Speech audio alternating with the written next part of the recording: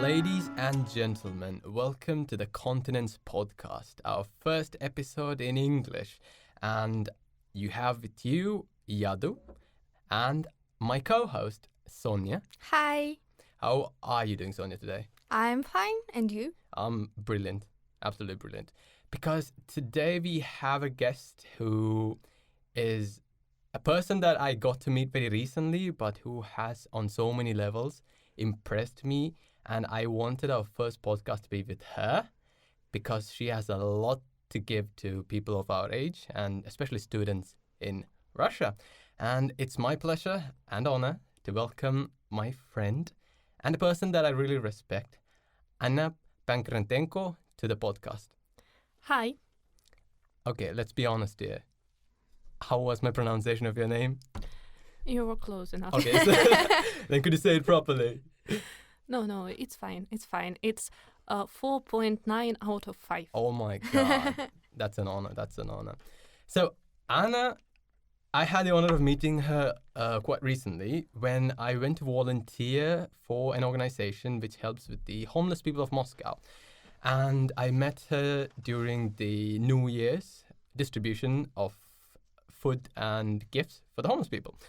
And that's how I got to know her, and she invited me to her New Year's party. Oh, I kind of went there without an invitation, and she accepted me, and I really got to know her there. So we are going to talk about Anna. We're going to talk about the organizations that helps with homeless people and other volunteer organizations in Moscow, and how students can participate in those things. So Anna, tell us a little bit about yourself. Well, Okay, now I got stuck immediately. It happens. So I am from Moscow. Mm-hmm. Eventually, I became from Moscow. I've graduated from Moscow State University, and my major was biology. And my hobbies are reading books, reading fantasy novels, meeting with my friends and hanging out with my family, and also volunteering. I joined volunteering when I was at the second course of university. Second course? Do you say like second that? year. Second year of university, just by accident, it seems. And I really got to meet a lot of people through this volunteering, a lot of things I've discovered. So it made a huge impact on my life. Okay. And could you tell us why you decided to volunteer when you were in your second year of university? Should it be a long story or short Do. one? We have a lot of time, don't worry. So I had a really great idea, as it seemed to me at the time, to persuade.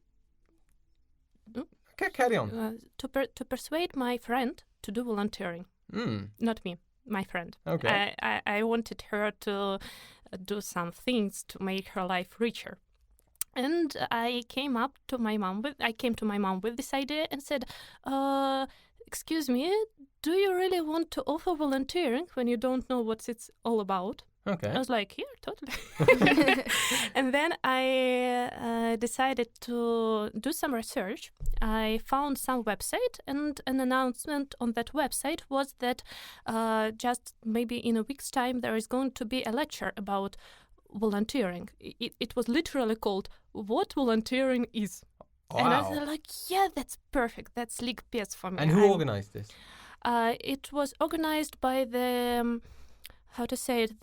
Your university? No, it was organized by the community of charity organizations in Moscow. Understood. It is called Все вместе. Mm-hmm.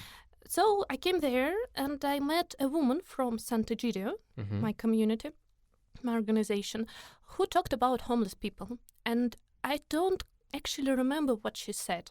I just remember that by the end of this lecture, I was like, yeah, volunteering sounds nice, sounds fun.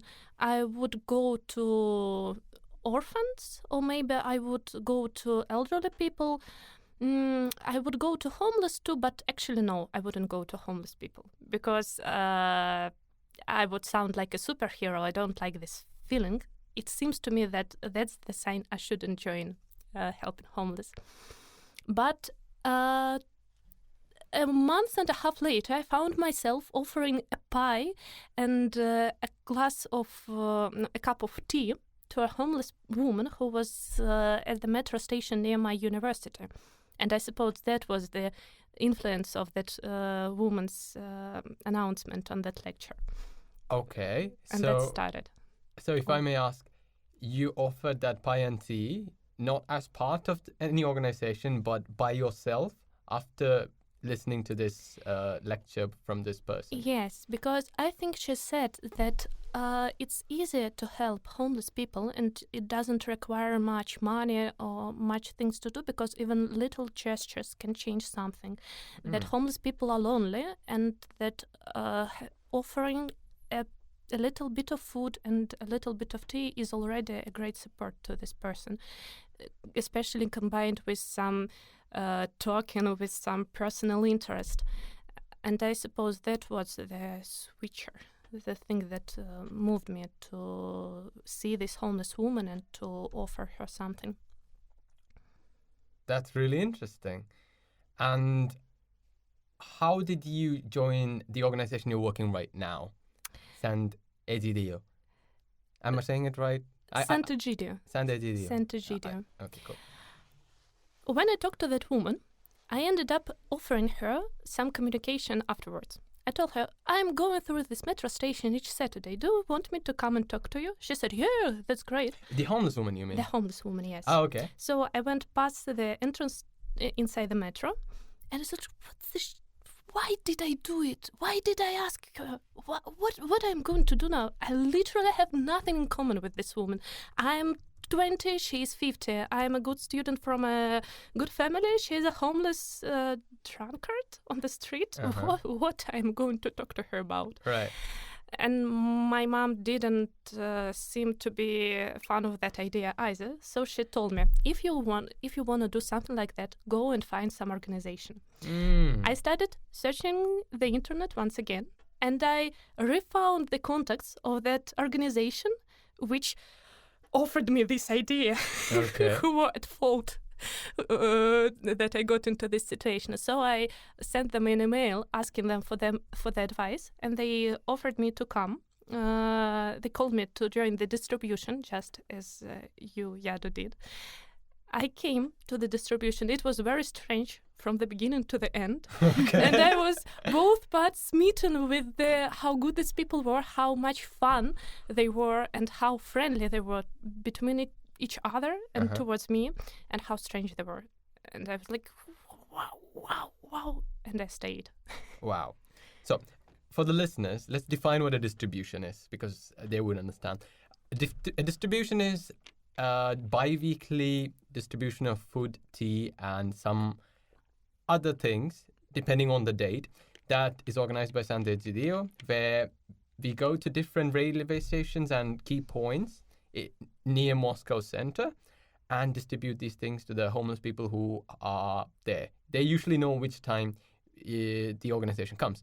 So for that, volunteers come to a center and we prepare food like sandwiches, plov, tea together. And after that, the distribution starts. So that is what Anya meant by the word distribution. Anya, can you maybe tell us some things about this whole organization? Yeah, so Sant Egidio is a very big international movement which was organized by some Christian students. They were high schoolers back then in Rome in 1968. And then this idea spread between different cities, first in Italy, then abroad. And in Russia, some students met people from Sant Egidio back in 90s and wanted to do something like that here in Moscow. So that was the beginning. The group grew, the group developed, some new projects started. And in the beginning of 2000, there were two girls who decided to give food to homeless people. And right now, our Moscow group is, I think it's about 200 people if we think about people who join on a weekly basis and people who join from time to time but regularly. And there are different fields in which our organization contributes to the society. There are several groups who help homeless people. There are several groups who build friendship with old people in elderly houses and who just live by themselves in the city. And there is also a group that works with children, which that organizes the thing that we call School of Peace for children.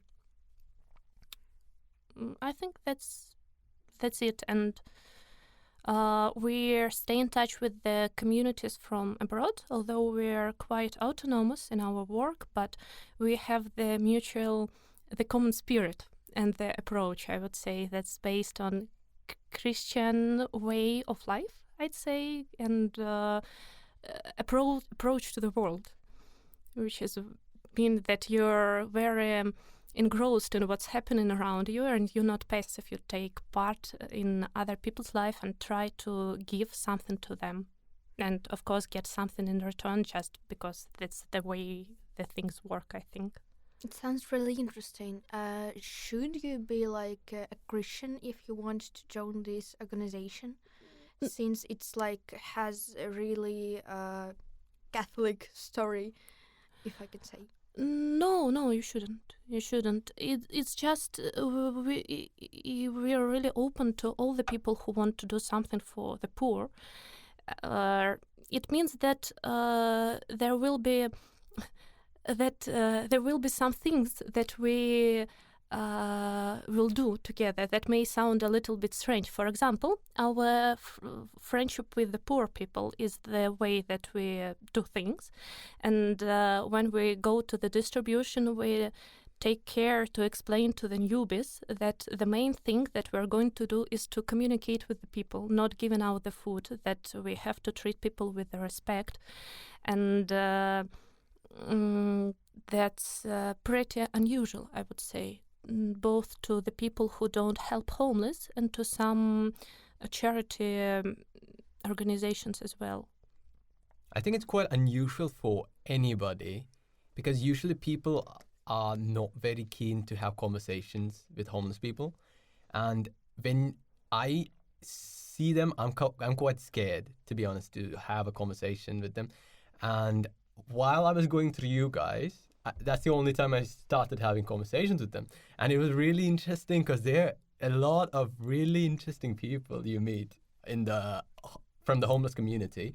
And I wouldn't usually have conversations if I'm alone because I'm a little bit scared. I'm scared with having conversation with any Russian I don't know. That's the truth. And quite an intimidating homeless person is even more scary. But while I was doing the distribution with these guys, I met some interesting people, which we will talk about in a bit.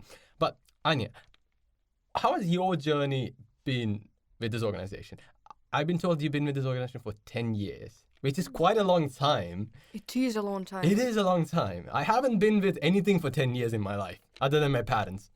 So. Well, you're younger, by the way. Oh, thank you. I think that's a compliment.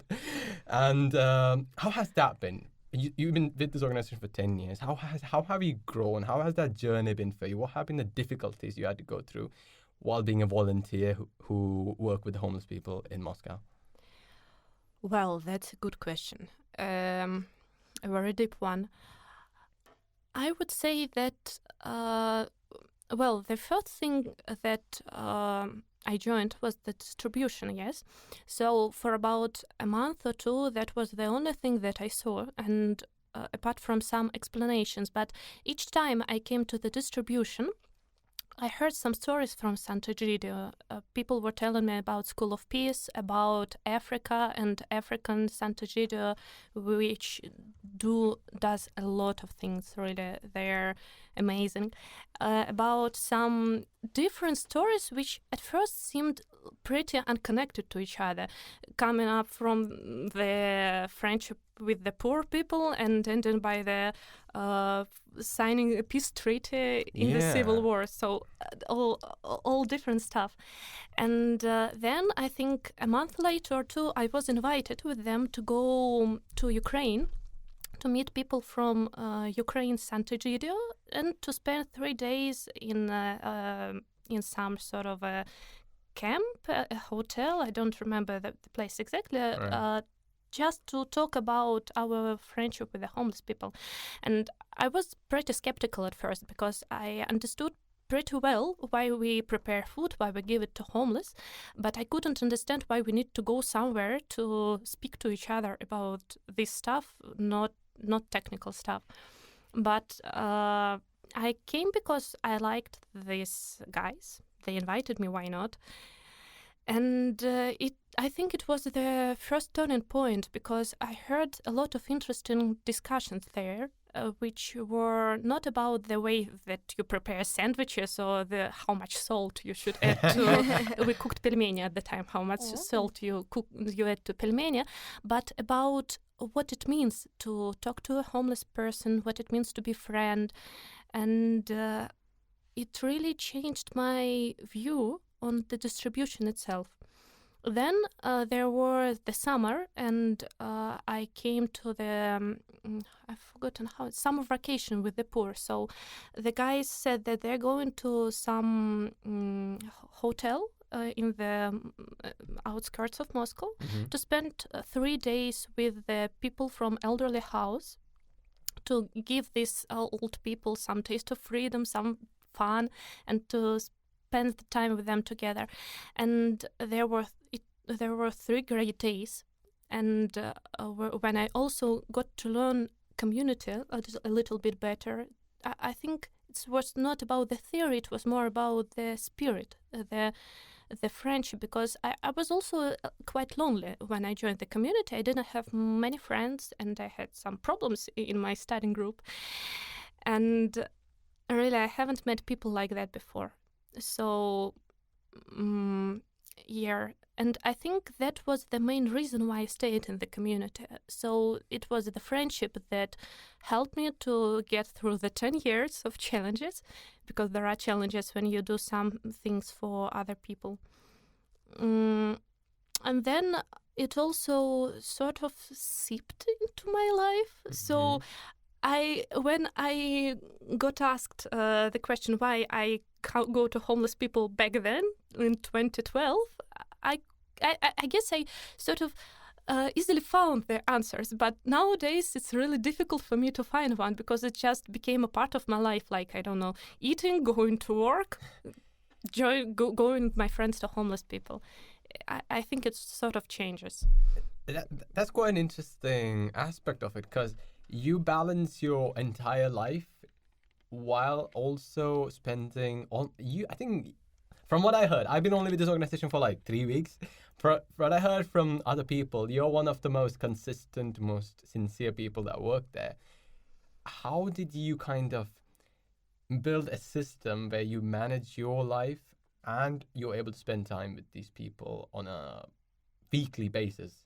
What's your system like? First of all, I think that it's important to understand that the question is not about the system. The question is actually about your priorities. Exactly. Because you can always find some time for the things that are important to you and build your life around these things. So if we speak about timetable, Yadu is a big fan of timetables. Yes, yeah, I like systems and timetables. I'm a millennial, sorry, Sophie. Yeah, really, a really organized person. Yadu is terrifying at this point. Yes, it's so terrifying. He called me in the morning just to check if I woke up. Yeah. Yeah, the same thing about me. I called her too. I messaged her. Yeah. I called her yesterday. I sent her a location of Gumsot on a map, and I also sent her the GPS coordinates. Yeah, he asked me to come almost an hour early just to be sure that everything is okay. Like, oh my God. And still we started late. Yeah. So there are 2 things that I feel a great responsibility towards. Feel a great responsibility for, right? First one is the distribution on Saturdays, because it was the group that I joined in the first, and since that time, some people who were the students like me, they grew up and they started doing some other things in Sant Egidio, so they are now in different groups. But since I'm also one of the people who have been in the community for a long time, I think I'm needed in Saturday groups to explain some things to people who come, who just joined us recently, because you cannot understand what is talking to a homeless is like. You cannot understand what friendship with homeless is like if you don't see any examples, just as I've learned myself from the people who were in the community when I came there. The second thing that I'm responsible for is working. Staying on duty in our. What do you mean? I mean, I come each Thursday to a center which is organized for people who need clothes and food. Right. And I open this place and I organize the work there. Right. So sort of that's. So you're kind of like a social worker in that setting? Or yeah, you administrator. Just organize... I'd say I have some responsibilities as administrator to fill in some papers and so on. Can you just explain what happens on Thursday? I think it's quite important, that part of it, because I was quite surprised that they have this system where homeless people can come to the center and do a lot of things. Could you explain about that, please? Yeah, so we've organized 2 centers for people who are in difficult situation and who can come to us for in search for some help, because it was apparent that we cannot do all the things that we can do while we talk to the people on street due to different reasons, because there is little time, because there is a lot of noise, because it's cold, it's hot, there are like 70 people and so on. So there is the center for which provides some, I would say, some social help. You can wash your clothes there, you can get a haircut, you can just spend some time and relax in a friendly and safe environment.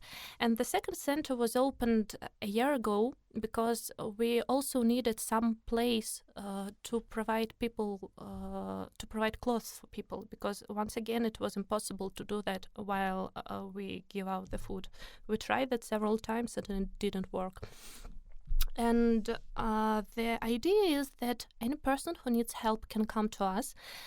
Right now, it means that he can come to us periodically to get a haircut, to spend some time, some leisure time. He can come once a week. To get clothes and food, he can come once every 2 months, because there are not many of us and we cannot open the center often enough to allow people to come more often. And so the person calls us, we set a time for him to visit, and then he comes and we help him to pick out the clothes that he needs, and we tell him then that we will gladly meet him the second time later. You also said that you share your experience with the new volunteers. What is the most effective way to do this? Can I answer that? Sorry, Anna. I think while doing the distributions with Anya, what I learned is how she approaches the people, the kind of conversations they have. One thing I noticed that she never uses the term bezdomny. She always says, bezdomny means homeless. She always says nash druzya, which means our friends, which I kind of found really, I noticed that because she considers them to be real friends of hers. And that's the kind of interactions she tries to have with them. That is something I noticed while doing the distributions with that. And just that change of perspective, of seeing them as not different people, but just like our own, I think that kind of influences the way your interaction is with that. So as from a volunteer perspective, just seeing them do their values, showing the values rather than talking about it, is how I got it. Now, you may answer that question. Sorry for interrupting. Well, I think Yadu made a great explanation. I think that the best way to explain something is to be together with the person in the situation itself, because theory doesn't work. We can study a lot of things, but we understand them only when we do them. So practice is a good way to learn. And of course, it's important to be friends not only with the homeless people, but with volunteers too, because we need to trust each other, to support each other, and to hear each other, to go through the different situations. And yeah, that's the best way. I think so. I agree. Perfect. Yeah, I approve. You had, I guess, a lot of differences doing this whole thing. What guided you through it? You mean through the challenges? Yeah. Wow. So I think there are several. I think it's needed to be explained what kind of challenges did I mean. Yeah. So first of all, I think that of course the challenges depend on the person. I got a really naive approach, I suppose, although I think everybody who never talked to homeless people, who never met people very different from them, have some stereotypes, and they all can be called naive. Even if they are very cynical, it can be cynical naivety. But I really felt, how to say, I had this idea of a homeless person who is a victim of the society, who is a very good, perfect, ideal poor man. Mm-hmm. And he got on the street by accident, maybe. Yes, but by accident. There wasn't any fault with him, and he would be really eager to change his life once he gets the hand which helps him. And I also believe that I could be the savior who could change his life. And I think my first crisis was when the reality clashed with my ideas of being a savior who can change the life of another person drastically. And I had a homeless friend. I mean, I know that in Russian friend is a really strong word to describe the relationship with another person, but I think she really was my friend in the end. She was a homeless woman. Her name was Natasha, and she lived on the street. She was one of the people who really influenced my stay in the community too, because I got a lot of support from her, a lot of gratefulness from her, and a lot of warmth from her each time I met her on the street. And a year later, she got really ill, and we helped her to come to her sister, to stay with her sister, to return to the village where her sister lived. And she spent there like half a year, and then she went from her, but eventually she returned back to Moscow and got into the street again. And I was horrified by all this. I was really frustrated and disappointed because I couldn't understand how it's possible for a person to come back to live on the street when he could live at home with his relatives. So, and what helped me through that situation, through the period of her illness and the second time when she became homeless again, were two things. First is talking to other people from Sant Egidio who supported me and heard my concerns and gave me some advice. Not even the advice about what to do, but advice about how to think of these things, how to treat this person. For example, I remember words of Sveta. Yadu, did you meet Sveta? I don't think so, no. Yeah, She's a really great woman. And she told me, you think of her, of Natasha, she meant, you think of Natasha as of the problem. Try thinking of her as of the person. You cannot change her problems. You cannot find solution to her problems, but you can be near her in this situation. And it really helped me.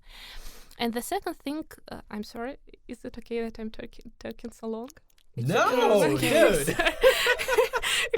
That's not even a question. Yeah, so We're here to listen to you. The second thing that supported me a lot was actually the gospel, the Bible, because I was a Christian, but a sort of Latin Christian, like a lot of Russian people are, who are Christians by default because their parents took them to the church when they were babies, and then they don't hear anything. I actually also studied Orthodox Christianity when I was like 13. I found some website and read a lot of articles. So I considered myself to be quite educated in the theory, but once again, I say theory isn't practice. So actually, it was more like an ideology for me, not the real way to live. To live, not the real way to perceive myself or anybody else. And I sort of rediscovered a lot of things because it changed from theory to practice. I mean, for example, one thing that it was also one of the things that amazed me in the community, because the people there talk a lot about the gospel, about Bible, about life of Christ, but they connected to our modern life, to homeless people that we meet, and it was really amazing for me because I've never thought about it. I've never heard about it, although I went to one Orthodox church and I heard a lot of sermons there when I was a teenager, but it was mostly about your personal life, about how your duties towards your family and so on. It was never about homeless people being friends of God, for example. Although it's literally said there is a one of my very beloved parts of the gospel is I think it's gospel of Matthew, where there is a story that Jesus meets people and he explains to them how people will be judged, and he tells I've forgotten how this word is in English, притча, that the end of the world will be like this. So all the people are gathered together, and God tells them, "Come to me, those who gave me food when I was hungry, who gave me clothes when I was naked, who visited me when I was ill." And God said that? Yes, Okay. yes. And they're like, sorry, when you were hungry? When did it happen? We didn't notice. And he tells them, and he answered them, "You did it to my younger brothers, so you did it to me." And then he tells other people, "Go away from me, those who didn't visit me when I was in prison, who didn't give me food when I was hungry, who didn't give me water when I was thirsty, who didn't accept me when I was a foreigner, a stranger, a homeless person." And they say, "When did it happen?" And he said, "You didn't do it to my younger brothers, so you didn't do it for me." So it's like saying all these victims of their circumstances, like homeless people, like refugees, people who are in prison, are representations of God. Yeah, That's exactly. And serving God is serving these people. Yes, exactly. And I mean, there are several things that amaze me about this view. First of all, is that the only thing is that whether the person had love and how to say it, not милосердие. Compassion? Let's call it compassion and care for other people in need. Not whether he was Christian or not whether he was a fierce believer or not. Second one is that, literally, the homeless people are friends of God, and he doesn't perceive them with pity. He doesn't ask them to treat them with, with judgment. He asks all people to take care of each other. And the third thing that was really eye-opening for me is that when I started meeting the real homeless people and I started getting into the real situations where there were some arguments, when there were some problems, is that I met all these situations in the Bible itself. So there are a lot of stories of Jesus meeting poor people, and you can see that there were all kinds of poor people, that the poor people in the Bible, they were not saints, they were just the people like today's homeless. So it's really wow. I from that time, I'm really surprised when I see Christians who perceive homeless people with disgust, with rudeness, who judge them, because I just think that maybe it's like a part of our mentality. We think that it is fault of homeless people. We can think that it's always fault of homeless people that they are homeless, but it's not like that all the time. However, we shouldn't think about homeless people like about weak people or something like this. We should respect their experience and respect their decisions, even if it's hard for us to do it. I sort of agree, but at the same time, I'd say that it's important to understand that actually homeless people are weaker than us, not in terms of their their human qualities like love, compassion, or I don't know, wisdom. Some people that I met on the street are much more cheerful and I don't know, better than me or other people I know. Even towards me. Remember Alexander? Alexander in Kievskaya. Yes. Yeah, he was like really funny and he's like making jokes and stuff. And I kind of felt really happy talking to him, which is like, I don't know, it's not a very common occurrence to me to meet a stranger and immediately feel like, hey, he's a cool dude. But this person you kind of made yourself feel kind of happy, even though his situation was really bad. Yeah. But at the same time, homeless people are weak because they are lonely. And I think that's actually one of the biggest factors that make people homeless, that they didn't have anybody to really support them when the trouble came.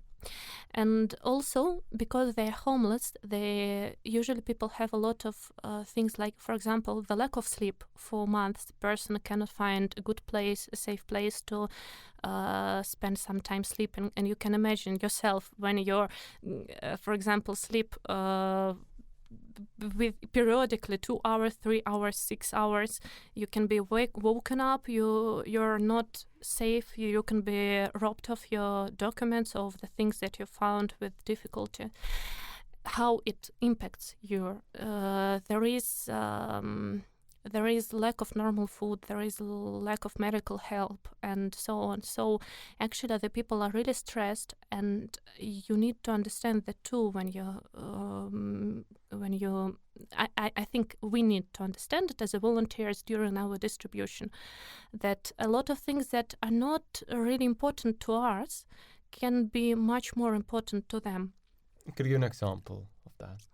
Oh, for example, I'd say the university.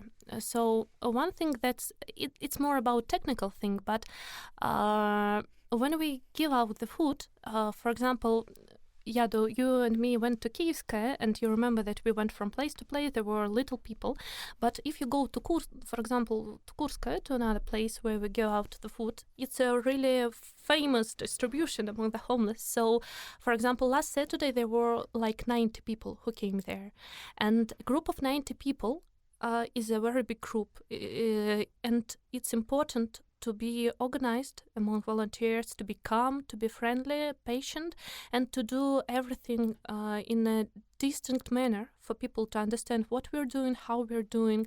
Because once the order, you should appreciate as an organized person, once the order of the things fails and it turns into some mess, people immediately become very tense, because they're accustomed that if they don't fight for themselves, they can be left without food, they can be left without some goods. So people can become more tense. They can I don't know. They can be a little bit, I wouldn't say aggressive. Distressed? Distressed, yes. Mm-hmm.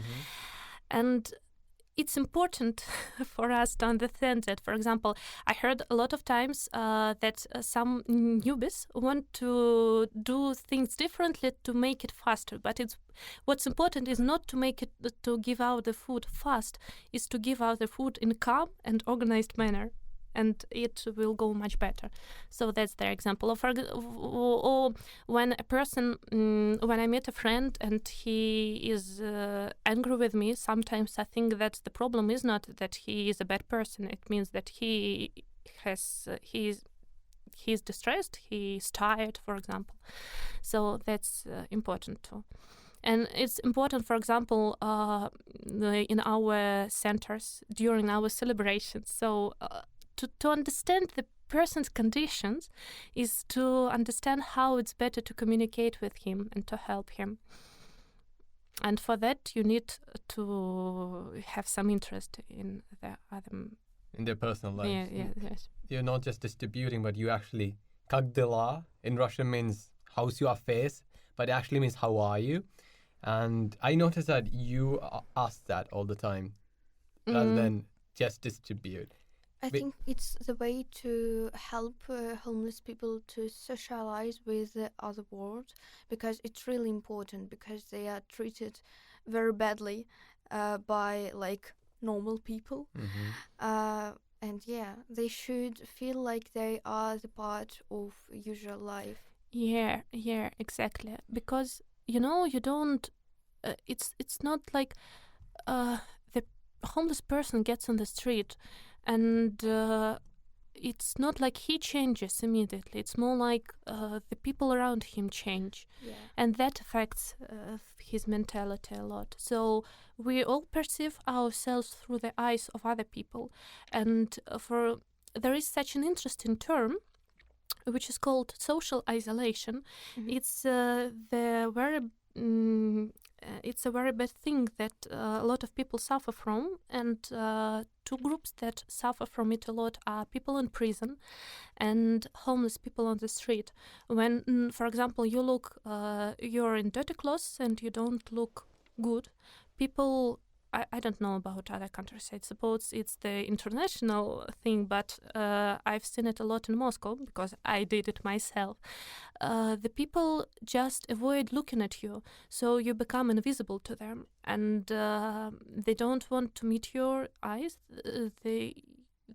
I'm not even talking about us talking to you, and it's pretty unpleasant. And I remember I once met a homeless person who greeted me because I looked at him, but I was deep in my thought and I turned away. But I noticed how his face changed because he set a contact with me and I just turned it off, rejected that. I felt really guilty afterwards. And I also saw that a lot when I visited my friends at metro station. So it was just amazing to me to see them among the crowd, not paying attention to the crowd. They didn't see me until I came and greeted them, although I was like 2 meters apart, but they didn't see me because they were accustomed to being ignored all the time. That is something which, for me as an international foreigner in Russia, which I find really interesting, because my social conditioning in India, I know by looking at a person if that person's homeless, if that person's poor, if that person's rich, even the definition of what is beautiful and what's not, or who is beautiful, who's not beautiful. But when I moved to Russia, all that just went out the window, because until I went for the distribution with you guys, I didn't know what a homeless person in Russia looked like, because for my eyes, they look like normal people. And like you told, they're so used to getting ignored, and I've been ignoring them since I came to Russia, that every metro station I go to, through the underpass, now I'm starting to see, okay, that's a homeless person. That's a homeless person. She's standing there not waiting for anybody. She's literally homeless. Now I see homeless people now. But I was living under this bed sheet or like a cover of ignorance where I've been so accustomed to not noticing them. I kind of thought, Moscow doesn't have homeless people from an Indian perspective. But back home, I can see like, okay, that's a beggar, that's a homeless person. It's, it's so clear to me. So your argument was that even for Russians,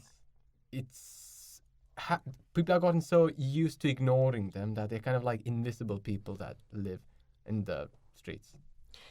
Yeah, Yadu, you described my experience precisely. Even for you, even as a Russian, you felt the same? Yes, first of all, that there is a stereotype that a homeless person, this word bомж, which is actually a bit insulting term, that a homeless person... And also, so my Russian, when it wasn't like as it's now, I used bomж as like, okay, bomž means homeless person. But then Sophie explained to me that bomž as like... Literally yesterday. That bomž means без определенного места жить. It's like without a defined place to live. It's like a short form for that. And also, there's this song by Sector Gaza called Bomž, and I absolutely love it. So that... It's for only later that I got to realize that like бездомные люди is like the correct term for it.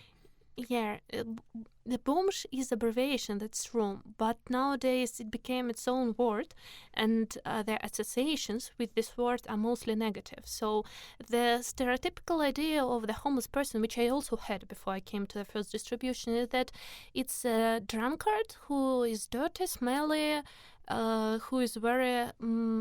marginalized and unsociable, who and then there is followed by it's his own fault, blah blah blah blah blah. So my first discovery was that actually a lot of homeless people look like other people, and you cannot understand that they're homeless until they come to you and ask you for food. So it's a discovery for Russian people, to believe me, Yadu.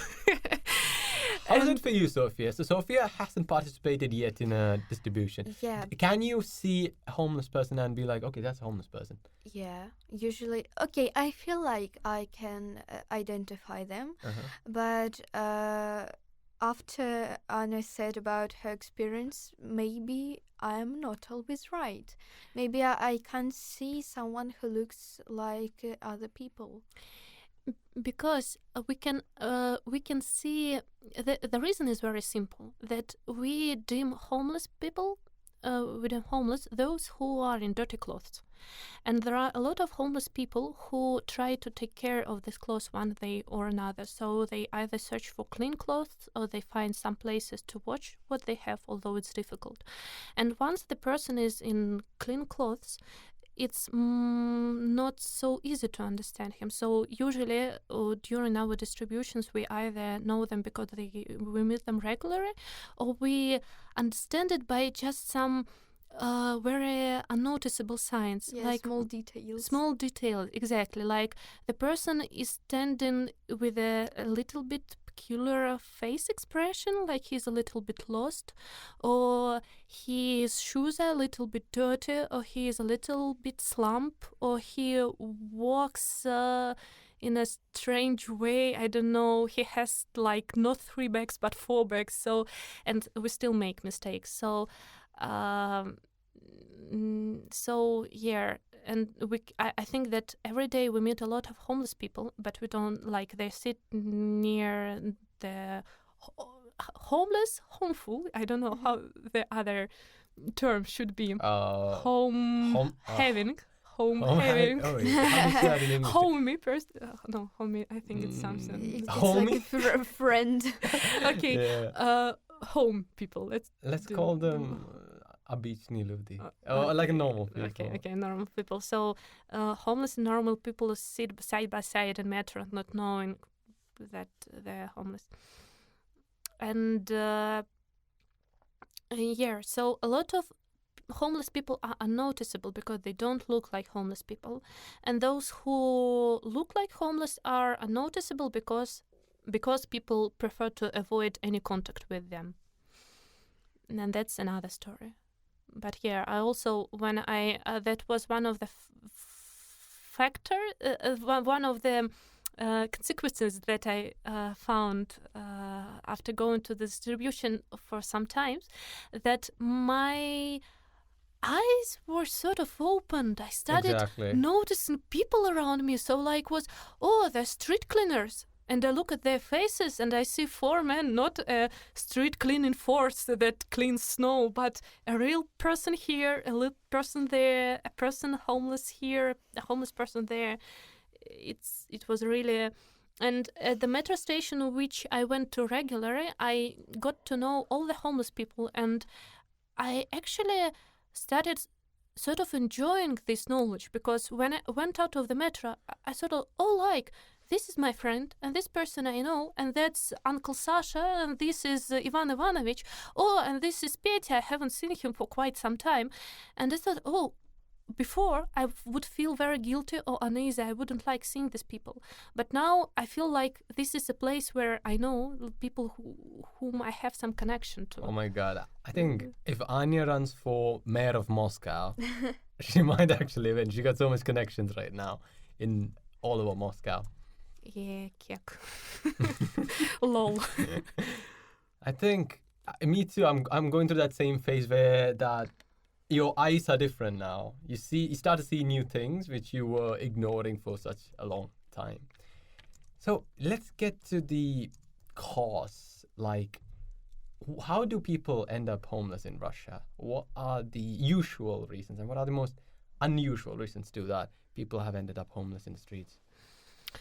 There is actually a survey which is updated on some, I don't know, maybe yearly basis, which is carried out by one charity organization called Ночлежка. Their website address, I believe, is something like homeless.ru, so it's easily found in the internet. According to them, the 3 main reasons for people to get homeless is, first of all, the work migration, because a lot of people come from other regions of Russia to Moscow or to St. Petersburg to find some work, and here they get into different kind of situations. They lose their jobs due to some reasons, or they are deceived, and they stay in the city trying to find some other work, living in the street in the meantime, and after some time they become homeless eventually. Then the second reason, one of the most popular one, is some family problems. For example, domestic violence or divorce, where a husband goes away, leaving his apartment to his wife and her children, their children, or some other things like that. Then there is also a reason, I don't remember if it's on the 3rd place or lower, but I think it doesn't matter. People who go out of prison, because during their stay in prison, their apartment can be sold by other relatives or something like that can happen, and the person can stay without the place to live. I think, I'm not sure, but I think it's actually sort of illegal, but still these schemes work, and a lot of people become homeless like that, because actually our rehabilitation system for people who got out of prison sucks. I'm sorry, but it's true. You guys have a system. We don't have no, that. we don't have. We don't the have system a system here. either. Okay. It's Yes. like a problem. Yeah, and also there are quite a lot of people who got deceived by some Scheme? Yes, Like- I've forgotten this word. For people, мошенники. Scams. Scams, By scams. Then there are other reasons. For example, orphan people who grew up but couldn't take care of the property that was given by the government, or by some reason they actually didn't get an apartment from the government. It's officially it doesn't happen, but in real life I have heard some stories like that. Can I clarify? The Russian government gives apartments to orphans. Yes, And they Yes, should. they should give, Okay, But I didn't know that. but sometimes they don't. Yeah. Mhm. Then there are, I think. What about like substance abuse, like drug abuse and alcoholism? Does that also lead to people getting ending up on the streets? Mostly it's the other way. People get homeless and then they get addicted to some substance because, for example, a huge problem with being homeless that a lot of people become alcohol addicts because alcohol is I don't know, an evil happiness. It can provide some anesthetic effects, relief, yes, so it can get you. When you drink, you can get some relief from pain. You can forget that you're cold. You can forget about the noise and go to sleep. It's a full form of socializing with the strangers that you meet. It also helps to do like some form of activity because you don't do other things. And since alcoholism is a disease, so people become ill. And it gives this. I think it gave birth to this stereotype that homeless people are drunkards who lost their flats, but mostly, it's the other way around. It's like a consequence of being homeless. Yeah, exactly. There are some people who became homeless. Because of alcoholism, but actually, I don't think it's really that popular because when I, with the people who I knew, I met some alcoholics, but only one of them was chased out of her apartment, and others had their apartment. They just spent some time drinking outside. So, I think. Yeah, and there is a very popular stereotype that a homeless person became homeless by his own choice and he can come back to life, to normal life if he wants. It's only that he doesn't want that, but it's a bullshit, actually. There may be some... It can be so that you think that you find some solution, you offer that to a homeless person, and he discards that and said, sorry, no, I'm not going to live in a hostel that you paid for, I'm not going to go to the work that you found to me. And for people who don't really know this homeless, it becomes a sort of disappointment. How did it happen? I gave some opportunities to him, and he said, no, sorry, I don't like that. That's his choice. He's gonna stay out on the street. But usually it means that the person doesn't really understand another person and his motivation, because there are a lot of things that influence a man when he is on the street for a very long time. And it's often a very complicated situation. However, it's really hard to come back to your normal life if you have to think all the time. Think about finding food, finding a place to sleep, finding a way to socialize, etc. It's like a Maslow triangle. Yeah, exactly. In some case. Also, you said like about finding ways to help homeless people. Don't you think that volunteers have maybe this rescue syndrome when they are trying to help others to feel themselves better? No, I and yes, it really depends on the person. Me, yes, I definitely had the rescue syndrome. I still have it from time to time. Only now I know about it, so I have some bell ringing like, oh, Anya, you're falling to the same pit again. And then I call my friend and tell, la la la la la. They say, you're an idiot. No, they don't call me an idiot. It's just I know that I'm an idiot. So there is some safety check, I'd say. But as I see, for students who join our group, there are different reasons that people go to homeless. Some of them, yes, some of them want to help homeless people. They, to help homeless in this rescue style, like you're a fairy godmother. Some karma points. Not karma points. You're like a fairy godmother that comes and makes some miracle and rescues a person. You feel control under the other's life. Oh yeah, a lot. Not only that, but a lot of different things. And yes, that's a bit dangerous if you do it alone and you don't. I wouldn't say that it's a bad motivation. I mean, it's a motivation like any others. Only it can lead to frustration if you don't have anybody to support you, to knock some sense into your head. So lonely heroes don't survive in any field, helping others included. And then there are people who come because it's fun, because they like hanging out with some friends, because they want to do something for others too, but they're not set on rescuing something, la la. I fall into that bracket. Hmm? I fall into that bracket, like my motivations for coming there. Yeah. It's like my friend Andy, hey Andy, is like a girl from Colombia. I didn't know about this organization, so her neighbor in her university told her about this. And she was like, Yadu, what are you doing for Christmas, actually? And I was like, nothing, Andy.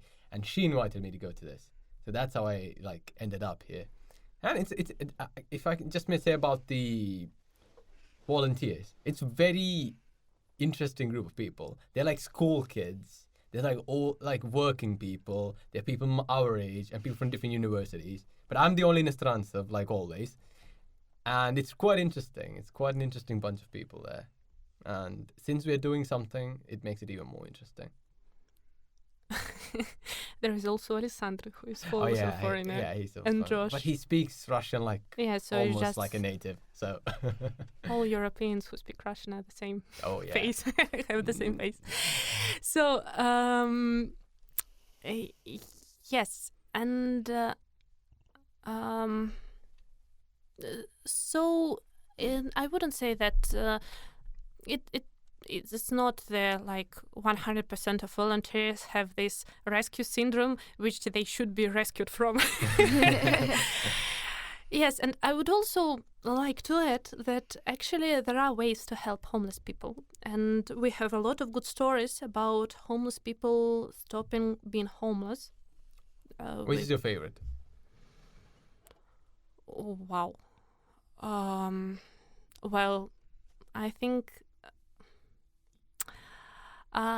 Which would say is a good example for people to see that homeless people are able to get themselves out of the situation? Well, for example, I remember one woman who was homeless when we met her, and she has been living in Moscow for several years. She has been working, but somehow the only works that she got were low paid and very for unqualified people. So putting some newspapers in the post boxes in the block apartment and so on. And we helped her during the time when she lost her job and she didn't have a place to stay in. So we paid for the hostel for her to stay. And during that time, she met her relatives, which she had some animosity with for several years. And she made peace with them. So she went back to that city and met her daughter who lived there, and since then she has been living there with her daughter. The last time we talked to her, it seemed to me that she still had some problems with work and so on, but now she had her family by her side and she had a place to stay. So I think it was much better. Is it possible to get out of this homeless community without help from your family, by your own? Yes, I mean not. I think it's possible to get out of the street with the help of some other people, but not necessarily your family. I mean, you need some social network around you, because we are social creatures, as it's well known.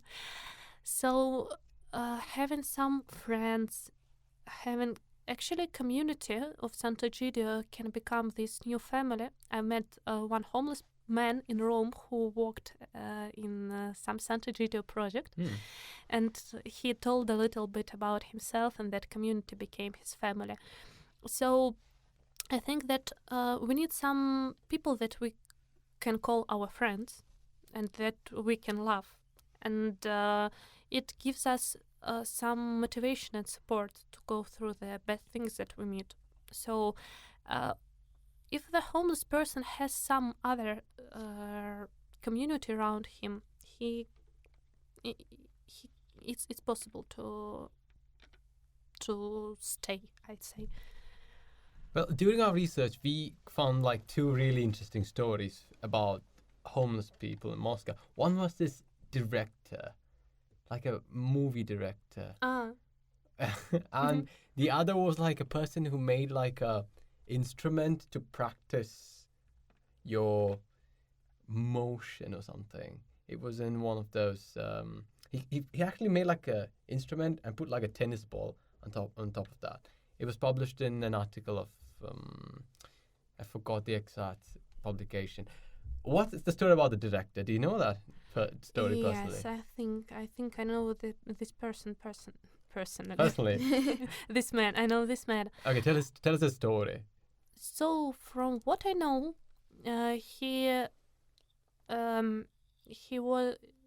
is a great fan of movies apparently, and back then, several decades ago, I don't know. You mean Soviet times? No, not it's. I think it was in 90s, or maybe in the beginning of 2000.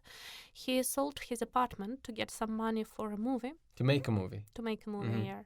But maybe he hoped that the movie would be a great success, or maybe he didn't think about this stuff because he didn't know what being homeless meant.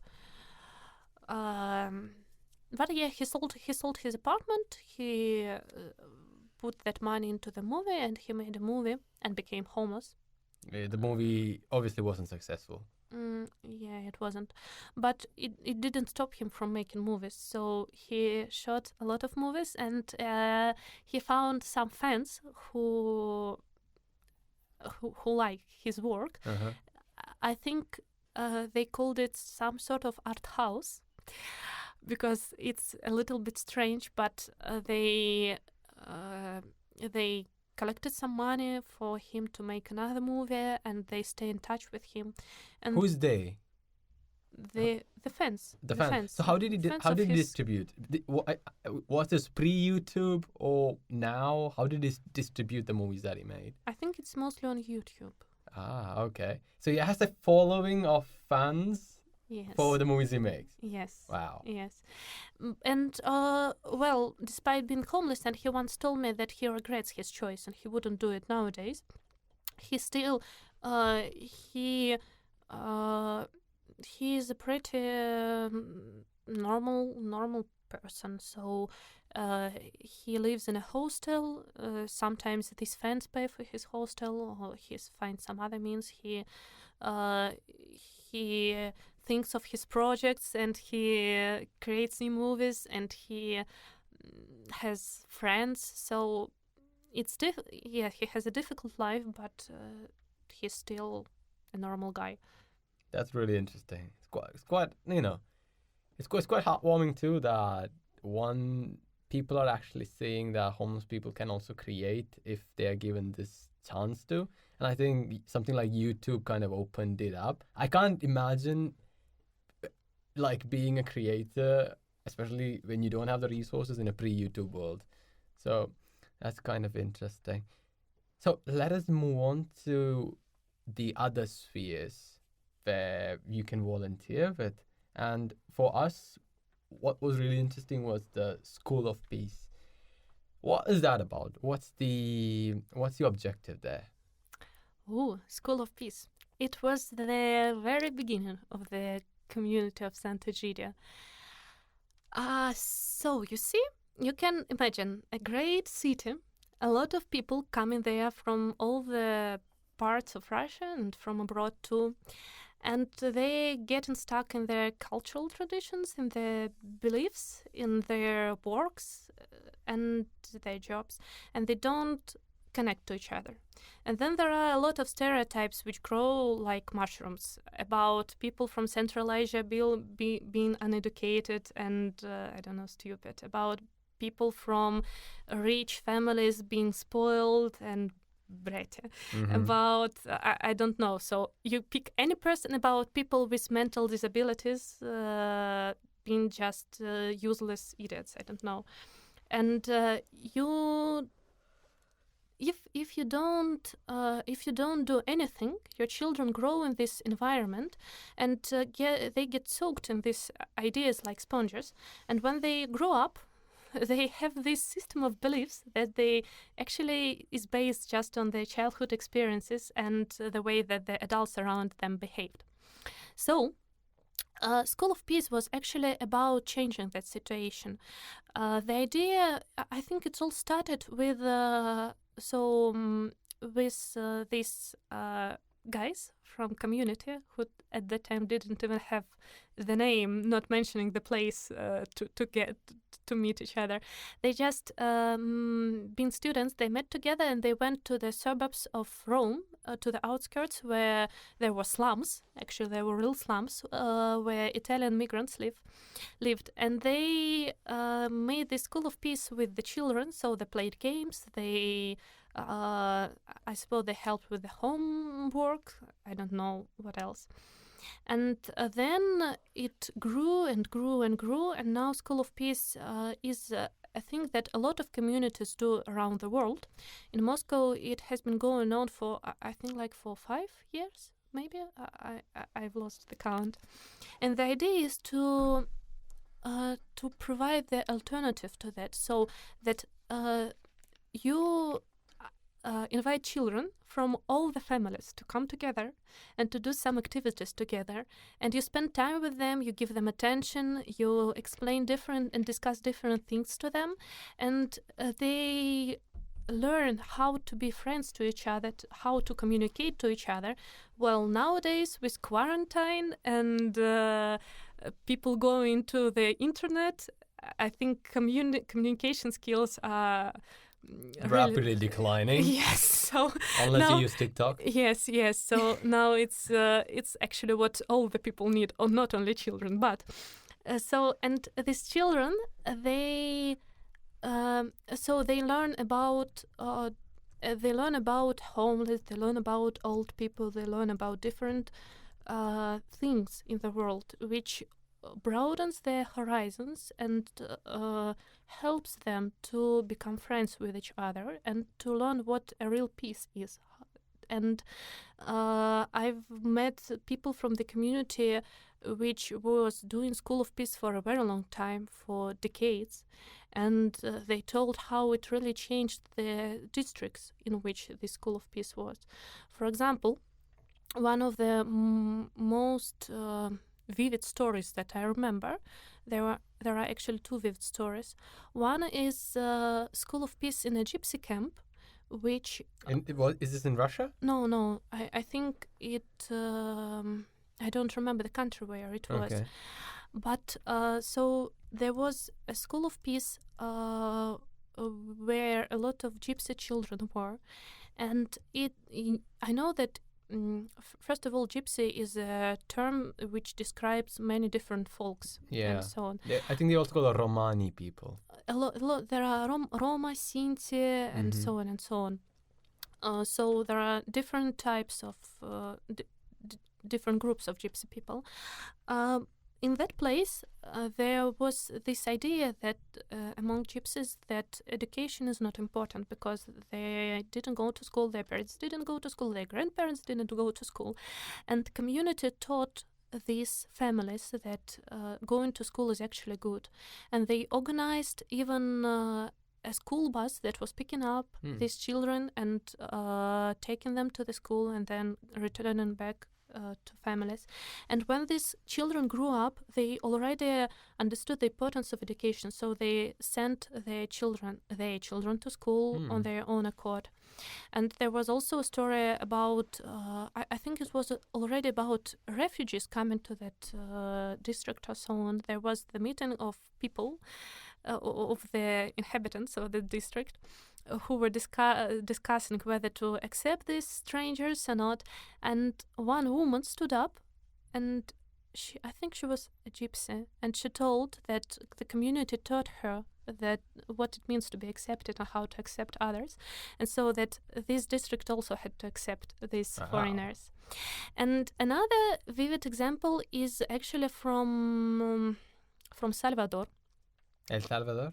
Yes, yes, from the capital itself, because I've heard that there is a lot of problem with criminal gangs made of teenagers, which I believe are called maras. And when the community began doing School of Peace stuff there, it became a source of inspiration and alternative for children who before that didn't really have any other options apart from joining maras. I suppose it's a term of socializing and maybe some, I don't actually know, but and School of Peace was so impactful that actually the boy who was one of the organizers, I believe he was like 21 at the time, he got shot and killed by this gang.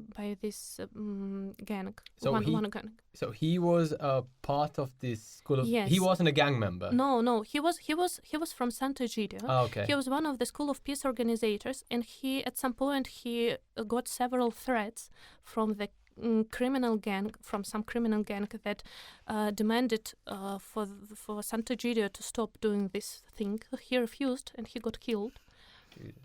I believe it was like 2007, something like that. His name was William. But then School of Peace, apparently it was a great sort of stress for other people in Sant Egidio, but they decided that they won't stop and they continue their work. And at some point I've heard that in the district, the maras were much less active. Because the potential gang members went away from that, and because of School of Peace, they kind of realized that being a gang member is not the only option they have.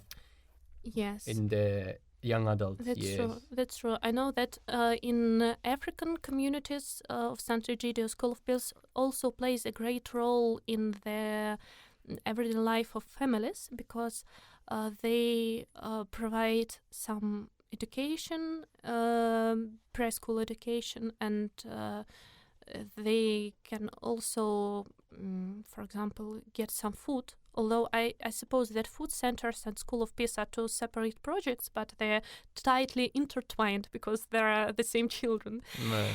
And also in Moscow, School of Peace were like the free time activity, I think, for families, for a lot of families before quarantine. But when quarantine started, some families got into financial problems because their parents lost.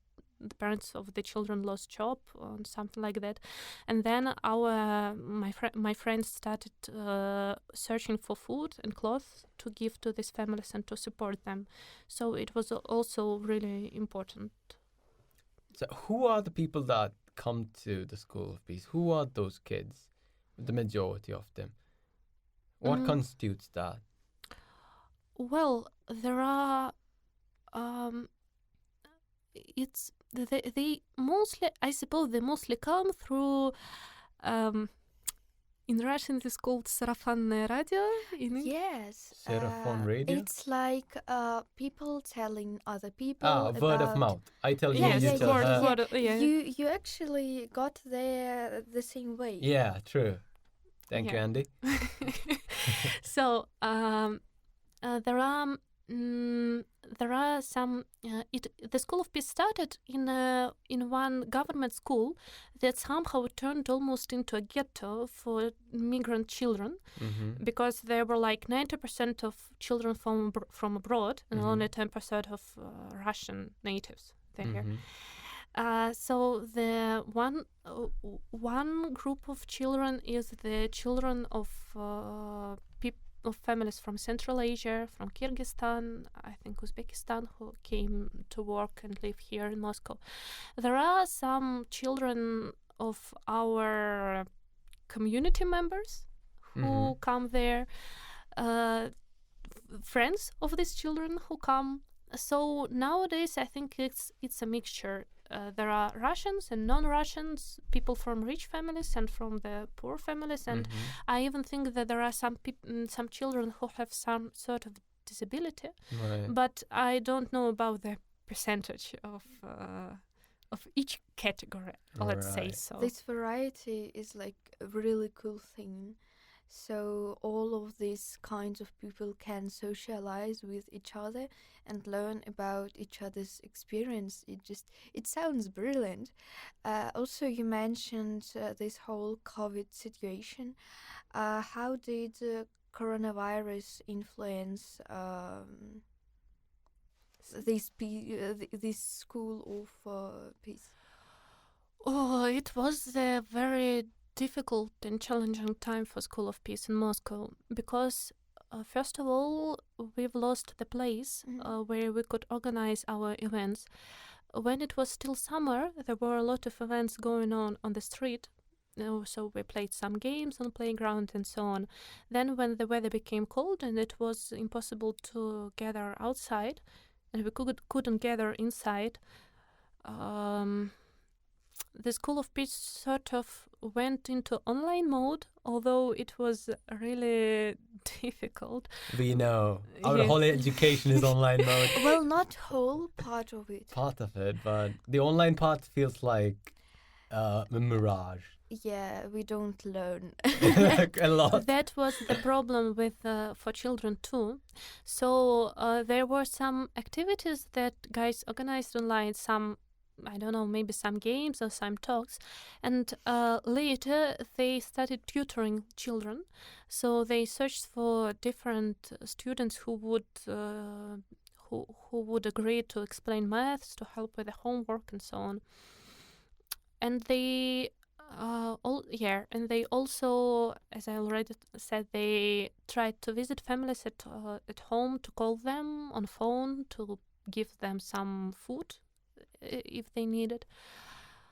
But it was a difficult time, and School of Peace at some point I think almost stopped, but then the quarantine was lockdown ended. Yes, lockdown ended. It became more it became easier to meet each other, and they also find another place to meet, and now they meet each Sunday at our center once again, where we give food and clothes on Thursdays and Saturdays. So the School of Peace happens in the center in Svetnoy Boulevard? No, at another, at Prospect Mira. On Prospect Mira. Okay. So I think it's quite interesting for foreigners in Moscow, because we kind of have to go through the same integration process that these kids of immigrants might have to go to, where we don't speak the language pretty well. It's a different culture, and there's this gap between Russians and us. And I think it would be quite interesting if, especially students of Ruden, can go there and talk to these kids, because especially about our countries, our cultures, and just make them curious about the world. Because if my teacher is talking about, let's say, Afghanistan, and that person is from Afghanistan, I'll be like, yo, this is interesting. This is a real person who's actually lived and actually knows what's happening there. But if I'm talking to somebody who's from my place, and he's talking about Afghanistan, this is just another lesson. So I think it's quite a good opportunity for students of Ruden to actually interact with a lot of kids and actually get to learn something about themselves too. How does that work? How can we help? with the School of Peace? Well, I think that if somebody wants to join the School of Peace, he needs to contact us, and I will redirect him to the girl. She's not the only one, to the guys from that School of Peace group, and they will invite. I think the first person needs to come to School of Peace to see how it works, right, and to understand what's the idea, how it's organized, and then if he wants to tell something about his country, I don't know, to get to maybe to create some event, then right. he can discuss it with my friends from School of Peace and figure out what to do, let's say so. That'd be quite interesting. I might want to do that for like an Indian masterclass in Russian. Kids will be like, they'll be expecting me to like dance and wear like colorful costumes, but I'll be like this really boring Indian dude. And I'm gonna come here and say like, India's a really diverse country. It's pretty cool. And I started about Indian football, and these kids are like, this guy ain't Indian. He's not like the dancing Jimmy Aja Aja guy. Can you dance? No. It takes exuberant amounts of alcohol for me to start dancing. And I'm off alcohol, so no. Don't say this to kids. It's a bad idea. It's a bad idea, okay. I'll keep that in mind, Sophie. How did this coronavirus situation, especially lockdown, influenced homeless people? Because it's like quite an interesting question, and I don't know answer for it. When the lockdown was announced, everything closed. Not only the shopping malls where people could get some food in the food courts or some water in the toilets, but and different things, but also most of the charity organizations that helped homeless, the distribution stopped, their day centers closed, and also most of the people disappeared from streets who could be asked for some money or some help. And at that time it was a very, very, very difficult situation for homeless, because they couldn't find the things that they had. They were almost the only one on the streets, and they had, actually, if you remember, there was the time when you could be fined if you didn't have the pass and you were in the street. I wasn't in Moscow at the time. So yeah, there was those the during lockdown there was the pass system, and actually, if you didn't have the pass, if you didn't have the mask, if you didn't have gloves, you could be fined. And homeless people didn't have anything of those so they could find masks and gloves, but they couldn't get pass. For example, because the passport was required for that, and some homeless people don't have passports. And I remember that a lot of people were really hungry and scared of this whole situation. We knew that the lockdown was approaching because we stayed in touch with the community in Italy who got struck by COVID like a month before us. And we already sort of knew what's to be expected. So we were actually prepared. We already found some ways to get us pass, and we decided that we won't stop giving out food, and that people really need our support. And I could see that it was so, because our distributions like doubled. I remember when I went to Kursk, and the first week we come there is like 60 people. The second week we come there is like 80 people. We come there is 90 people. We come there is more than 100 people. It's like whoa. And it was a period of a very big growth in the community, and I think we doubled everything we had. So we had 2 distributions there.